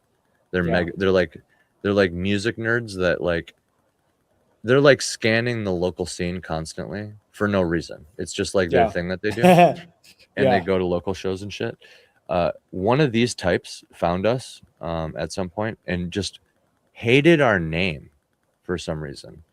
And I don't remember his name either, but like, I remember like the guy was just talking so much shit about our name. So what we did is we found out liking the shit talking elicited an emotional reaction out of him, and he would talk more shit. And then we would go follow all of his followers. So everybody who saw him talking shit, we would then, you know, they're his followers. We would go follow all of his followers after he talked shit about us. So we knew that they saw our name, and then all of a sudden our name pops up again. Oh, they followed you. We got a lot of follow backs, and we got a lot of people that were like, let's see what these pieces of shit are all about. And they're like, damn, that was a good recording, guys. I'm a fan now. You know, they just forget about their buddy. So yeah, it's funny how that works, like who you know and all that. Reputation though, there's a couple other feuds, like really weird how these like popular figureheads emerge in the scene. Like this one guy, Sean, Big Sean. I fucking forgot his last name too. But dude, the guy was just a fat guy who just knew people. He was just like a really fat guy who had like girls around him, and the girls were all just like 100-pound, girls in the scene, so they're like the popular MySpace chicks, you know what I mean? So he was just like somehow weirdly popular as this big fat guy for no reason. I don't know if he just had a bunch of money. In hindsight, that was probably it. Or maybe maybe he was just like a really, really cool guy. I don't know. Because he always was like feuding with Minneapolis was always feuding with St. Cloud. Dude, there's so many funny like situations like this. What the hell? Cities feuding? That doesn't happen anymore, does it? We gotta bring that back. We gotta make the scene alive. But yeah, like the popular guys that just pop up. What the hell? Like, is it just because like what, they host parties, so they become the booking agents? Like it's weird. I know, dude. But yeah, so he essentially was already booking for everybody though, like you said, and then he just kind of like became a record label. And what I was trying to say, sorry, I got carried away. What I was initially even trying to say is that they needed to dump all that money into the one band, because what the way the marketing ended up going is, okay, we got 1 million subs, we got 500K mail list, and we have this really famous band, right? That used to be their fucking Rise Records' model. And why that mattered is because, and like what you're saying about him being the booking agent, super relevant, because what they would do is you take that really famous band, you put them on every show, or, since they're super famous, he just books out the tour where all the other big bands, like I'm assuming like Linkin Park and stuff, probably also play sometimes, but he'll book out a headliner. So like Devil Wears Prada will headline all these huge, crazy, good, high exposure venues, but then you throw all the new bands that you signed on with it. It's exactly what he did. Yep. There you go. Yep. Yeah. So that became the model. He needed to get one of those bands to that level. Yeah. So throw money at it. Yep. Yeah. It works. Like the last time I saw Ash was at that Rock on the Range festival. To put that in perspective, like Rock on the Range, I think was 3 days, and the 3 headliners for each day, one was Soundgarden, one was Smashing Pumpkins, and I can't remember who the first night was. Like it's huge, like 20 to 40,000 people in a stadium with two stages out back. Like that's how big it is. It's huge show. And the last time I saw him was at that show in 2012, I believe, when it was back at second stage, behind stage. That was a stage where like Motionless in White, In This Moment, Day to Remember, Black Veil Brides. That was the stage they were playing. And he pulls up, he like, so it's like behind the venue, behind security, and he comes like pulling, he like drives his freaking Bentley into the backstage to park with the buses. Like, get out of here. Dude, I'm sure he only got richer. I'm sure he only got richer by the end of it. Yeah, he did. Yeah, it was crazy though, man. Rise was at the point where they could just like literally, like I said, me and my buddies would just be like looking, what's the new band that they signed? So like anybody that they signed was just like, they didn't even need to play a show or anything. It's like, let me see the name, let me see the promo photos, maybe like where are they from, what do they look like, what's their sound gonna be, and let me check out the first music video. Everybody was just like drooling for that first video of every new band that got signed. It was Rise Records, Sumerian, Epitaph, Victory.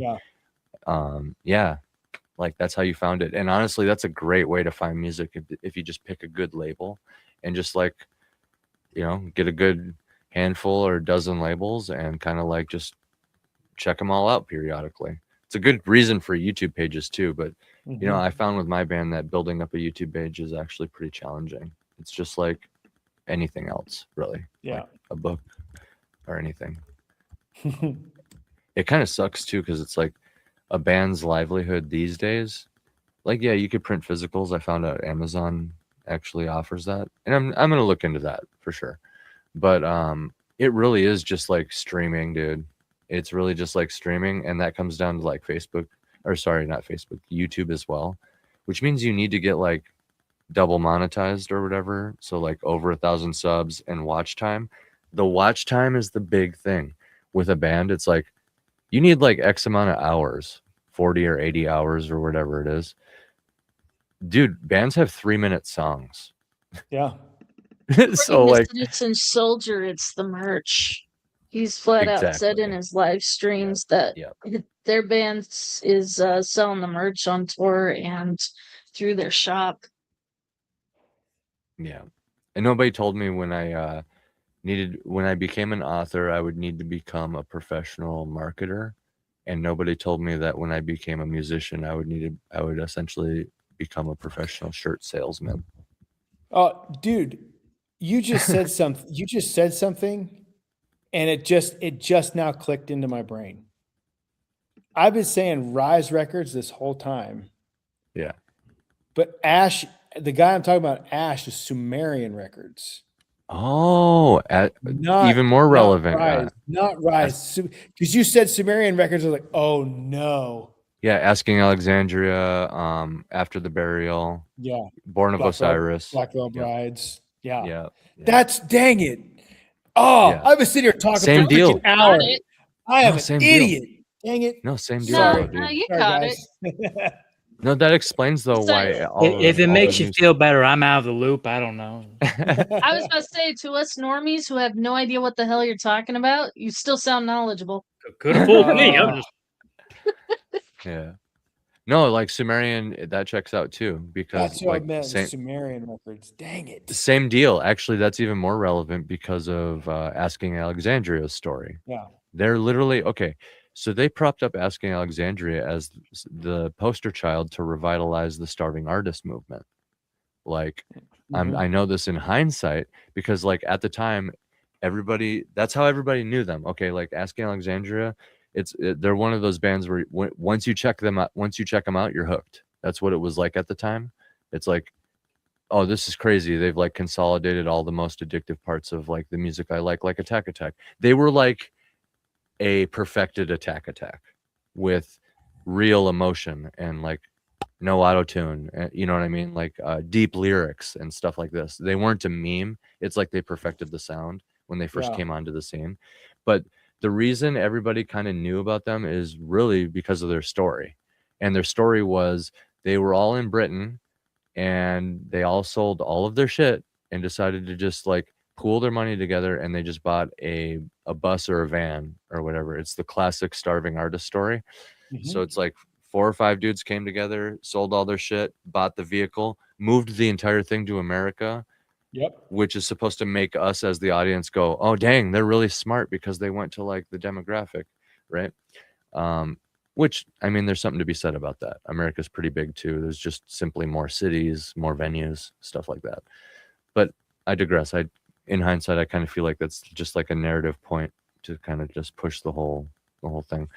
But like they sold everything, moved here, and they just through sheer determination, just like my buddies following Warped Tour, got to the point where, gosh darn it, Sumerian Records signed them, and they became like the biggest, like PSYOP big, like really big. Yeah. That's why. So now that I'm again, like you got to remember I'm old and I've get my details fuzzy. But you said Sumerian, and now I'm not like remembering how this happened. Yeah. So Rise picked up. Rise, Devil Wears Prada, and Rise. And At the Throne of Judgment, that was Rise Records. Yeah. And but Ash was their booking agent. Yes. They all shared Ash booking, was the booking, that was the booking agent. And that's how Rise saved Devil Wears Prada, was through their relationship with Ash, getting them on the tours, and they were just booked everywhere, and then they blew up and they were huge. That makes sense. But around this time is when Ash started Sumerian Records. Okay. Mm-hmm. Now that I've got the hit, I am so sorry, everybody, like all three of you that will watch this video at some point, if you make it to this event, I'm so sorry for getting my facts wrong. You have to forgive me. I'm on AARP. Like I'm getting old. It's a long time ago. I'm a little fuzzy, but thanks for AC for bringing up the right things to get me straightened out. But like for those listening, you guys can kind of see how it's kind of just like a popularity numbers game, and then the goal is to monetize that, so you switch that over to something like a YouTube channel. Like I said, Rise's superpower was 1 million subs. Sumerian superpower was apparently their boss books for everybody. And so then you can see how somebody like that can then now like form this elite club where you're like getting into even like maybe Madison Square Garden and like these crazy big venues sometimes. And you can start fomenting the idea that, hey, this band is big, and then you just churn that, like people believe it, and then the band gets big, and then people like that can kind of like create an environment for multiple labels to start, each label gets their big guy, and then once you get your big guy, you surround them with all your new little guys, and that one booking guy can just foment the growth of all the other ones. And you can just easily see how it becomes a club, and therefore the idea of, I'll just mail my record in, or I'll just mail my headshot in, or I'll just send an email and I can magically say the right thing. That's all bullshit. The starving artist thing, that's bullshit too. They want you to do that because what does that do? It thins out the competition. When you sell everything and you just go, dude, the likelihood of success, you got to be so lucky. That's not happening. That's not happening. But what will happen if you do that is they don't have to worry about you, and their guys can just stay ahead, and you can just stay a consumer. If you stay a dreamer, you're buying the next record. You're looking up the next Rise band. You're looking up the next Victory band. You know what I mean? You're going to the shows to see the stage presence, and all that. It's a crazy thing, man. But like hindsight's 2020. Once I figured that out, I was like, and like basically learning how like pieced together Woe Was Me was, and just realizing, they're all like that, except for maybe few exceptions. Those few exceptions, they're definitely recording themselves. Like in the case of After the Burial, the guitarist who died happened to be the guy that was recording all the music. He like wrote all the music. It was all on his. He just like had unlimited albums, all the future albums the band will ever need already recorded in guitar form on his computer and stuff like that. Attack, and Beartooth are all recorded by Caleb Shomo. The band Volumes all self-recorded by them. So it's like these rare exceptions where they seem to be kind of like. What were you going to say, Citizen Soldier started out as a YouTube band. That's a great. And now they're playing at. Now they're playing at venues. They haven't made top, but they're getting pretty up there too. Well, the other weird thing about this little metalcore niche that me and Jared have been going on about over here, like with Epitaph and Rise and all this, is they kind of created their own bubble. Like there was like this cultural bubble that happened where it was like you said, the scene. But instead of like joining any sort of scene, it really seemed like they built up something. And it kind of like Warped Tour had a lot to do with it. It was a weird time. It was cool, man. It was fun. It was fun to be a part of it for like the 3 minutes I was. Same. Yeah. Like, I don't have any regrets, and I'm a lot of gratitude over it. I just wish I could remember all my facts instead of sound like an idiot. You'll be exposed to it a little bit more on my album, man. I think I do want to come out when I figure when it gets time to do music videos, I think that might be. I mean, I don't want to interrupt any of your movie time. Obviously, we would plan it out and stuff, but I do want to like come out, use that as an excuse to travel, and then like film a music video while I'm out there with you. Cool. It doesn't have to be anything crazy. We can just come up with clever ideas. We're both indies, but yeah, you'll get a little bit of exposure to that again. Dude, 22 songs. I don't know what I'm doing over here. It's still shorter than The Wall, though. I think. I think I'm like what 84 minutes, and The Wall's like 90 something. So yeah, it's fine. It's fine. You can get there. Just a few more songs. Yeah. I gotta surpass it. Yeah. Well, I don't know if you guys know this, but the reason albums stopped being long, like super long, like The Wall and like the White Album from the Beatles, is because of compact CDs, like modern CDs. They just physically couldn't hold that much. And so it just became the norm to be under this amount of time or whatever, under X amount of time, this many songs.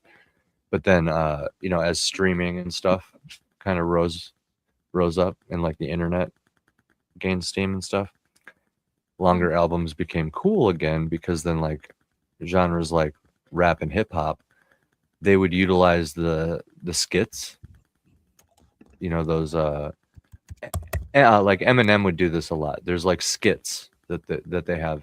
There's like, you start playing the album and it's not even a song. It's just like some sort of like narrative skit that's going on, and then it like builds up into the song, right? And then like at some point later on in the album, it's just like another random skit, and it breaks up the album. But they're clearly like, sometimes there's like 5 or 6 of these things. a voicemail, a random voicemail is on the album. How long is your 22 songs? Like, how long is that? Like 84 minutes. Yeah. Like that. Yeah. Hour 20 roughly. It's like Opeth known for putting out some long records. I'm trying to have it loop into itself too. So there's this little piano ditty I start off with, and I end it with that too, because I realized the final song, it's the one that Evaleigh's on. It's in the same key as the first song. So I was like, ooh, and I just went and copy and pasted that bitch. I was like, copy, paste, fade out. And now it fades out and then back in if you loop it. It's so cool. I love doing that. There's to use the band Woe Is Me as another example. They have their album, what is it called? I think it's Numbers is the name of the album. But anyway, they're an example of someone who I think they went to Joey Sturgis as their engineer. And they did this. It was the first time I've ever like experienced this with an album. I'm sure people had the similar feeling when they listened to the White Album and The Wall back in the day. But like, they recorded the entire album to be one long song. So like, I've been trying to do that, but like literally it actually does require you. It's almost like the entire album needs to be in the same key, for starters. Because like, what are you going to do with different keys? You know what I mean? You'd have to overlap it in such a way. And then like the methods that are required for that, like a slow fade out and a slow fade in, even though it's smooth, it sounds like 2 different songs. Whereas like Woe Is Me, it would literally be like, da, da, da, da, da, da, and then like the next song starts and then it'd go dun, dun, dun, dun. But it's like the same note drawn out, like literally like they recorded one long song and then just chopped it up. Kind of crazy when you think about it. Yeah. And I'm just like, I would love to do that. If you got me in the studio like once, that's what I would be wanting to do. It's like, let's make 33 minutes, just one long 33-minute song, and we'll just chop it up at the appropriate points and then write lyrics to it or something.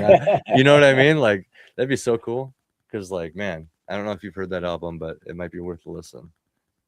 Just the way they transition and everything. It just might be like a little degree of autism, just like, oh, it did the thing. You know what I mean? It did smooth transition, good. Like some ape shit going on my end, but I always thought that was cool. It is. Is there It any? is, dude. Are there any bands or albums like that? Before we wrap it up here, because it's getting to be going. Are there any bands or albums that do something cool like that for you, Jared? Just like a unique little thing. It depends. Like something different. For example, after the burial, they did the. I know this isn't it's not an album, but they did the song "Pi," and it's literally, I don't know if you're familiar, but it's like it's the digits of pi, 3.14, blah blah blah blah blah, in chug form. So 3.14, 3 da da da, 1 da, 4 da da da da, right? So da da da da da da da da da da. You know, like, and the whole song is just like that. It sounds very mathematical because it's pi. Yeah. And they just keep going for like 3 minutes, dude. It's like, what are you guys doing? But play that shit live. Those guys are psychos. But yeah, something cool like that. Just like a theme, just like a weird flex. I don't know.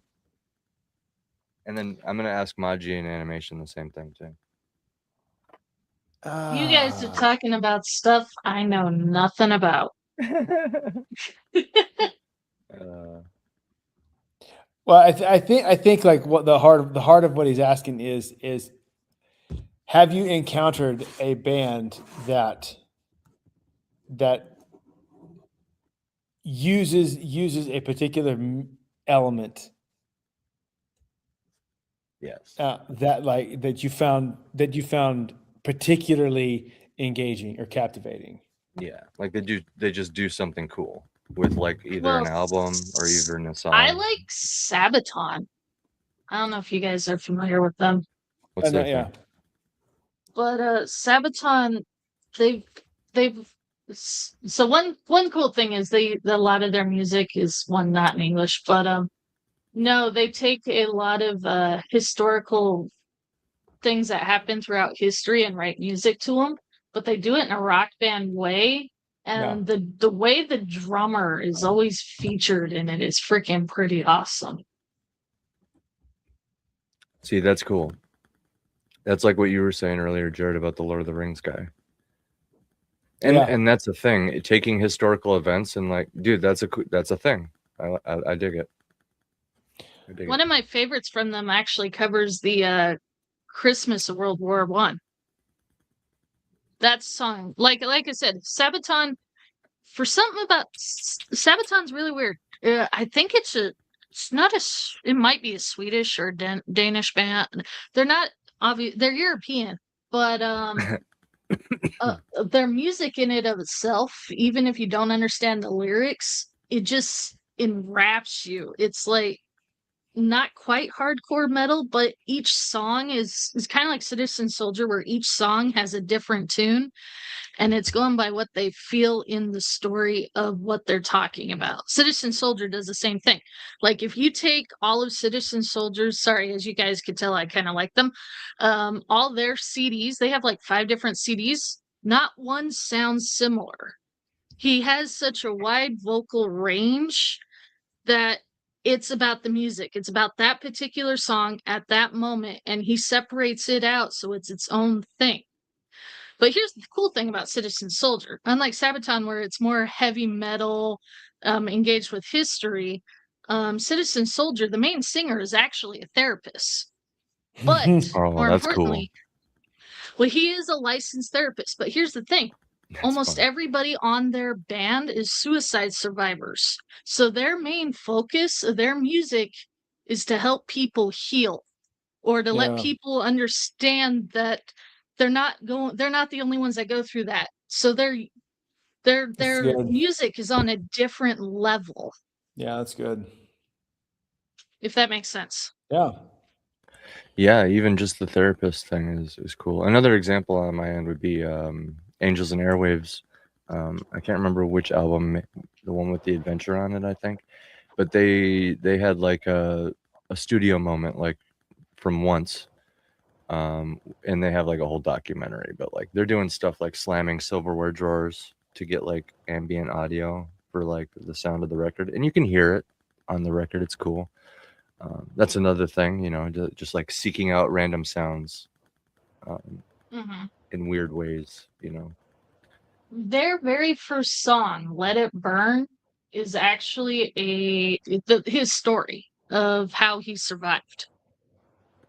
But like his newer albums just hit like trucks in terms of, because like I said, he's a professional therapist, so his music is designed that people can feel, that they can understand, but he isn't like just telling a story. He's trying to connect to people. Yeah. One of them actually I listened to a lot when I was writing my battles. Was called "Stronger Than My Storm" and "Save Your Story." You guys look those up.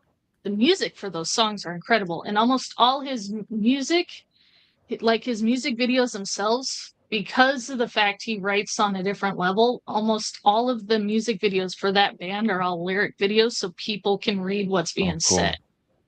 I got criticism for that back in the day, wanting a focus on that. But like, guys, think about the genre, especially like metalcore. People can't understand what you're saying, even if you can, and even if other vocalists can. Like, you're creating a Russian nesting doll of exclusion here. So just make it as accessible as possible. Like, I don't know. I always tried to include lyrics in the description if it was like a traditional music video. Still, I think because Ev listened to him once, he said that they're kind of like Evanescence and Linkin Park, where they go in 3/4 in terms of their music beat. So it's not unique in terms of like their rhythm, but like I said, every song sounds different. It's not like Linkin Park or Taylor Swift, where you can take any song, mix it to any lyric, and it sounds the exact same. Yeah, that 4-chord progression thing. Yeah. And even his vocals, like his voice, he will change his voice depending on the song because it's what he's feeling in the lyrics. I noticed that about my record is when I'm supposed to be belting out in a similar style, I notice my voice sounds different too. And it's just very cool to just actually see my full range. Because it's 22 songs. It's going to happen. Just from like wanting variance, not repeating. Like, it's been fun. But anyway, Jared, did you think of any cool things before we wrap it? There is.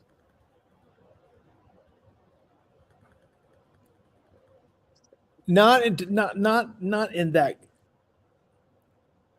the way you're thinking. You're referring to. I understand what you're asking. That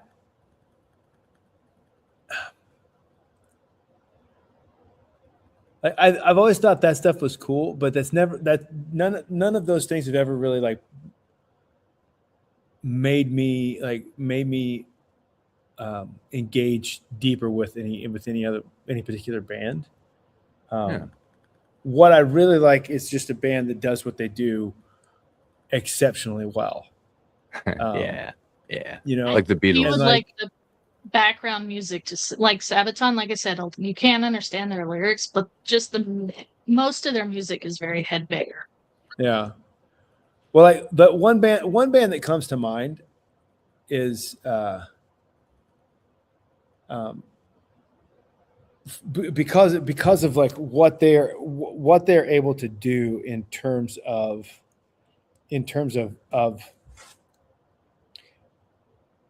using elements, maybe using disparate elements together to make something really, really good, is the band Mercenary. And they are like they're another northern European band, like another Scandinavian band, but they take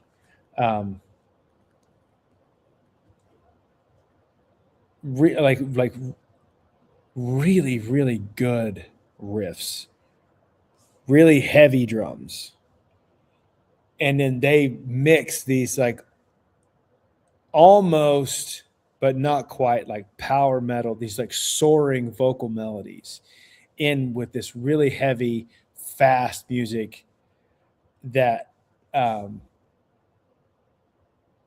the music, just the music itself is, or just the way they do what they do is so good. It's just so freaking good. I love it. And like, and the vocalist will scream. He'll do some screams, but it's only ever he doesn't scream for the sake of screaming. He screams in service of the part, like in service of the song. Like what's the song doing right now? Does it need a scream? Okay, I'll scream. It does, but if not, I'm going to sing this melody, or I may just rest and let the guitars take over for a while. And like, there's just such an impressive level of like musicianship, but also songwriting, because like they can do, like, they're more than technically proficient enough to write music that's uninspired or like uninteresting, because like there are plenty of people that write cerebral music and it's just uninteresting. I don't care about it for a second, and they can do that, and but what they do, they take that level, that kind of proficiency, and they sprinkle it in. They sprinkle it in these places. Like there's one of the song. There's a song called. They have this song called "Lost Reality," and the song kind of has this like hitch in the beat the entire time, and it's like, and it's almost. They're like, the song's in 4/4, but they play it with a like this kind of a swing feel, like the drums are kind of swinging the whole time over it, and then and like the riffs are really good. The riffs are like, they're complicated enough to be interesting, but they're not so complicated you can't understand what's going on. The vocal melodies is this epic vocal melody, and then they drop into this point, and they only do it one time in the entire song, when they come out of this huge drum fill, and he just locks into this straight beat. Sick. And it's one of those hooks that pulls your face off. It hits you so hard. It's like, oh, and like they do that stuff all the time. And so that, I would say, like, that's as close as I can come to relating to what to your question there. Yes. And like, it's that band. It's just like the way that they're just able to stitch these things together in such a proficient and engaging way that it's just like, I'm totally in. Like, whatever they're doing, like, I am completely in. So you're like more into just like the raw efficiency of it. Sometimes with them I am. Them I am. And I think it's just because, like,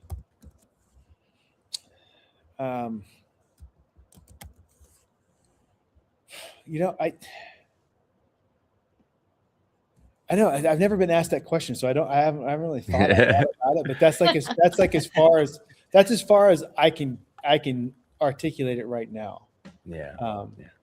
But I mean, leave it like they're from Denmark. Sabaton's from Sweden. In Flames is Sweden.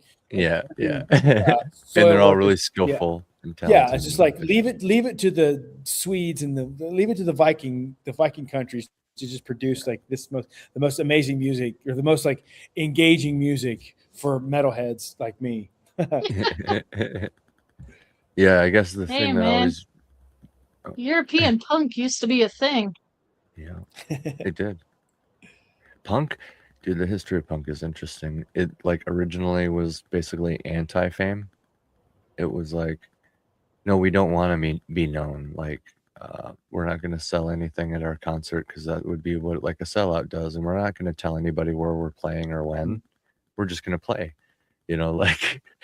like that kind of thing. Like actively trying to not be like known or famous. Kind of interesting. And then like, I don't know, it got commodified into like pop punk, which became a way different thing than that is not there's this old punk band that popped in my head. Jerry Allen. Is it Jerry Allen or something Allen? There's this old punk band. It's just a nasty. The dude just like is like flinging poop and stuff. It's just like really Oh punk. no, Iggy Pop. Ew. Iggy Pop did that. Oh yeah, Iggy Pop. So Iggy Pop was probably like Iggy Pop was probably the first to do that. I think, as far as I know, like Iggy Pop was the first. But like it's Iggy Pop, and then the New York Dolls, like Iggy and the Stooges, and the New York Dolls, like that started punk. Like punk as it became known started with those two, and like smashing all your instruments on stage kind of thing. Like you know what I mean? Just like anti. Oh yeah, and he did that like he did that just randomly one night in the stage. Our drummer looked over and Iggy's just back there taking a shit behind a guitar cabinet. There you go. Yep. Yeah, that's punk. That's punk, bro. Yeah. Yep. Yeah. And then it goes to Blink 182. Fast forward to like. I was about to say now it's Green Day. Yeah. They were never punk. I don't know what the hell they are. So I walked the lonely road. Animation, do you have any music that like does a cool thing that you just notice every time and just makes you go, huh, that's cool? I like some of the Japanese bands, like the way they mix seemingly random genres together. That's kind of neat. Oh yeah, I love that too. Looks like hybrids. Yeah, they're more experimental, I guess. Do you listen to Bloodstained Child? I've never heard of them. They're a Japanese band that mixes of like house music and into really good metal. They're so good. Oh yeah. Okay. Yeah, I love I'll good check music. them out. Yeah, oh yeah. Like, and then you watch one of their videos. It's like these guys need to do the soundtrack to every anime movie ever. Yes, dude. I love that. Yeah, like what was the band Crazy Nuts? They did some good stuff.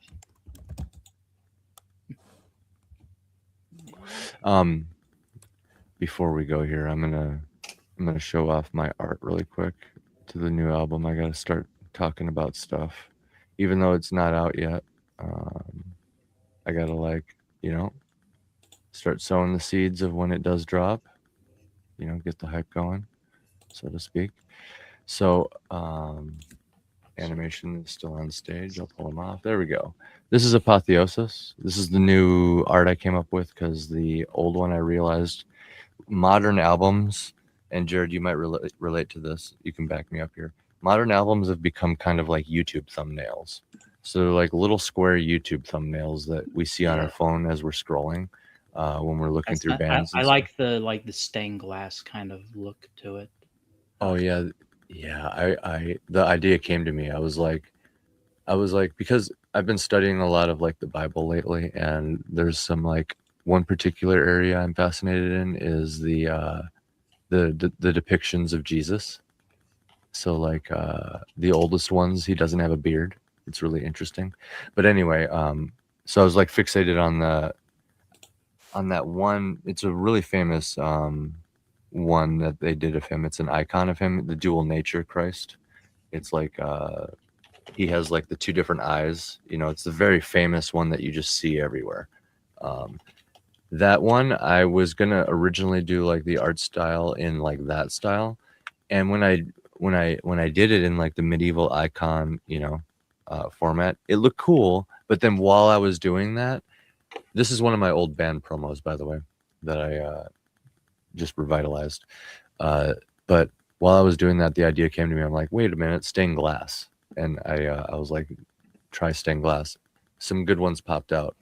And after some work, I got it looking like this. But anyway, I digress. I think the stained glass is a good look. And this whole thing has symbolism with it too, that it's kind of cool how I was able to bring that in after like years. Like this is, like I said, one of my band promos. So this is like years ago.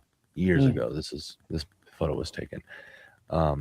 You can date it by the tattoos probably, but yeah, the whole stained glass thing with the with the divinity sun behind the head shows that divinity is there. Obviously, the wings too denote two different choices, positive or negative, saint or sin or whatever, demonic or angelic. So there's two paths. Divinity is always there beneath the surface, but yet like I'm covering my face in like a prayer position. So it's like, what is it? The record. Okay, so right here, I'll just read this here. It's a 22 track concept album about a man who crowns himself to survive, then has to tear the crown off to live after the fact. It's got a whole bunch of double, triple, quadruple meanings with the song titles and the order, and like there's 22, which is a important number and stuff like that. But it follows one protagonist from uprising and a god complex through the social death of every bond he cuts. So he starts cutting bonds and leads to social death, and then eventually into bodily death, like literal physical death, and a hell of his own making. So actual hell and resurrection that is not a costume for godhood, but a jailbreak from a mental prison he built. Images that the album introduces are like the idea of kings, seed, sun, ghost, your heart beating in your hands, your heart in your hands, that kind of thing. And they all return later as a cost. So I introduce these things all early and I pay them off later. It's like foreshadowing. And I have like double and triple meaning. So I'll use certain things like 3 times on the album, but I'm using it differently each time. And it's all foreshadowing the next thing. It's kind of fun. I've been geeking out about this too much. So anyway, the record's claim is simple and hard. The wings and divinity were always there, but the work is taking the hands off the face. So you like get in your own way, releasing yourself from your own mental prison is the real, like the message here. And, obviously I've like laden it with all these, resurrection themes and like being found and reborn and all this. It starts out very dark and then gets very light, and every song has its place. You're on it, Jared, for those listening. He plays an important part too. His song is called Lazarus. It's for those familiar with the scripture. It's relevant to that because it's the literal rebirth. If there's a literal death, like an actual death point on the album, his song is the rebirth point. So it's very important. Nice. Every song that has a featured artist is very important. Those are like, it's kind of interesting looking at the list too. They're all spread out. So they're all like plot points on the like overall narrative. Very fun. Very fun. I've just been having a blast. And I can't wait to make music videos, dude. Nice. Yeah, dude. It's going to be great. And the fun part though is just going to be like getting a drummer and like a guitarist. I'm sure you relate to this. I know you have like a band rehearsal and stuff, but like just like I'll need a few stand-ins for like music videos. It'll be fun doing costuming and stuff. And thinking about it, the whole narrative, dude. Do I make like a short film out of this? It's an hour 20. You know what I mean? Yeah. You know what I'm saying? It's like an hour 20. That's how much Once is. Yeah. So. Yeah, that's a feature. Yeah. I've been thinking about it. Like, what if I link all the music videos together like that? Like, they don't have to be directly. But yeah, I tried to do that. That's how I started. You tried to do that and it just turned into a movie, huh? Yeah, because I was gonna say, careful, you end up making a feature film. Dang it. Maybe I'll do that. It's an hour 20, dude. That's a movie. You could just sit here and watch a movie for an hour 20. It's the album. Like, I should think about something like that because the story's there, right? I have the story all laid out. Like, I've been spending too much time looking at like autisting over this. I'll just say that I've been autisting over it. Got a little touch of the tism. It's like world builder's disease. You just keep sculpting. Yeah. Keep sculpting. Oh, it's still here? I'll Yeah, just keep mine flares sculpting. up once in a while. Yeah. Anybody, anything you guys want to shout out before we go? No, I gotta just. I've stayed so late tonight. Check had a out good these day. guys' channels. They're Had a good awesome. And Yeah, that's just go about to- it. I got none. Yeah, go check yeah, out my book's back live, but yeah, that's about it. I don't got anything. Yeah, GoFundMe. I'm trying to make a movie. Yeah. Check out our GoFundMe, please. Rising Tide, right? Yes, sir. And then Maji is Legend of Shalar. That's right. Go get their stuff. And then Animation Overload on X and here, obviously. But yeah. Thanks for joining us, guys. Until next time. Cheers. See ya. And don't forget to sub on your way out if you're still here. Help us break 1,000. Help us break 1,000. StreamYard can pay for itself. Subscribe, hit the like button, all that. Yeah. Sorry, I got all those details wrong earlier.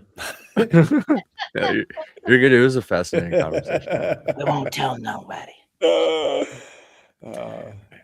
See you guys. Bye, guys.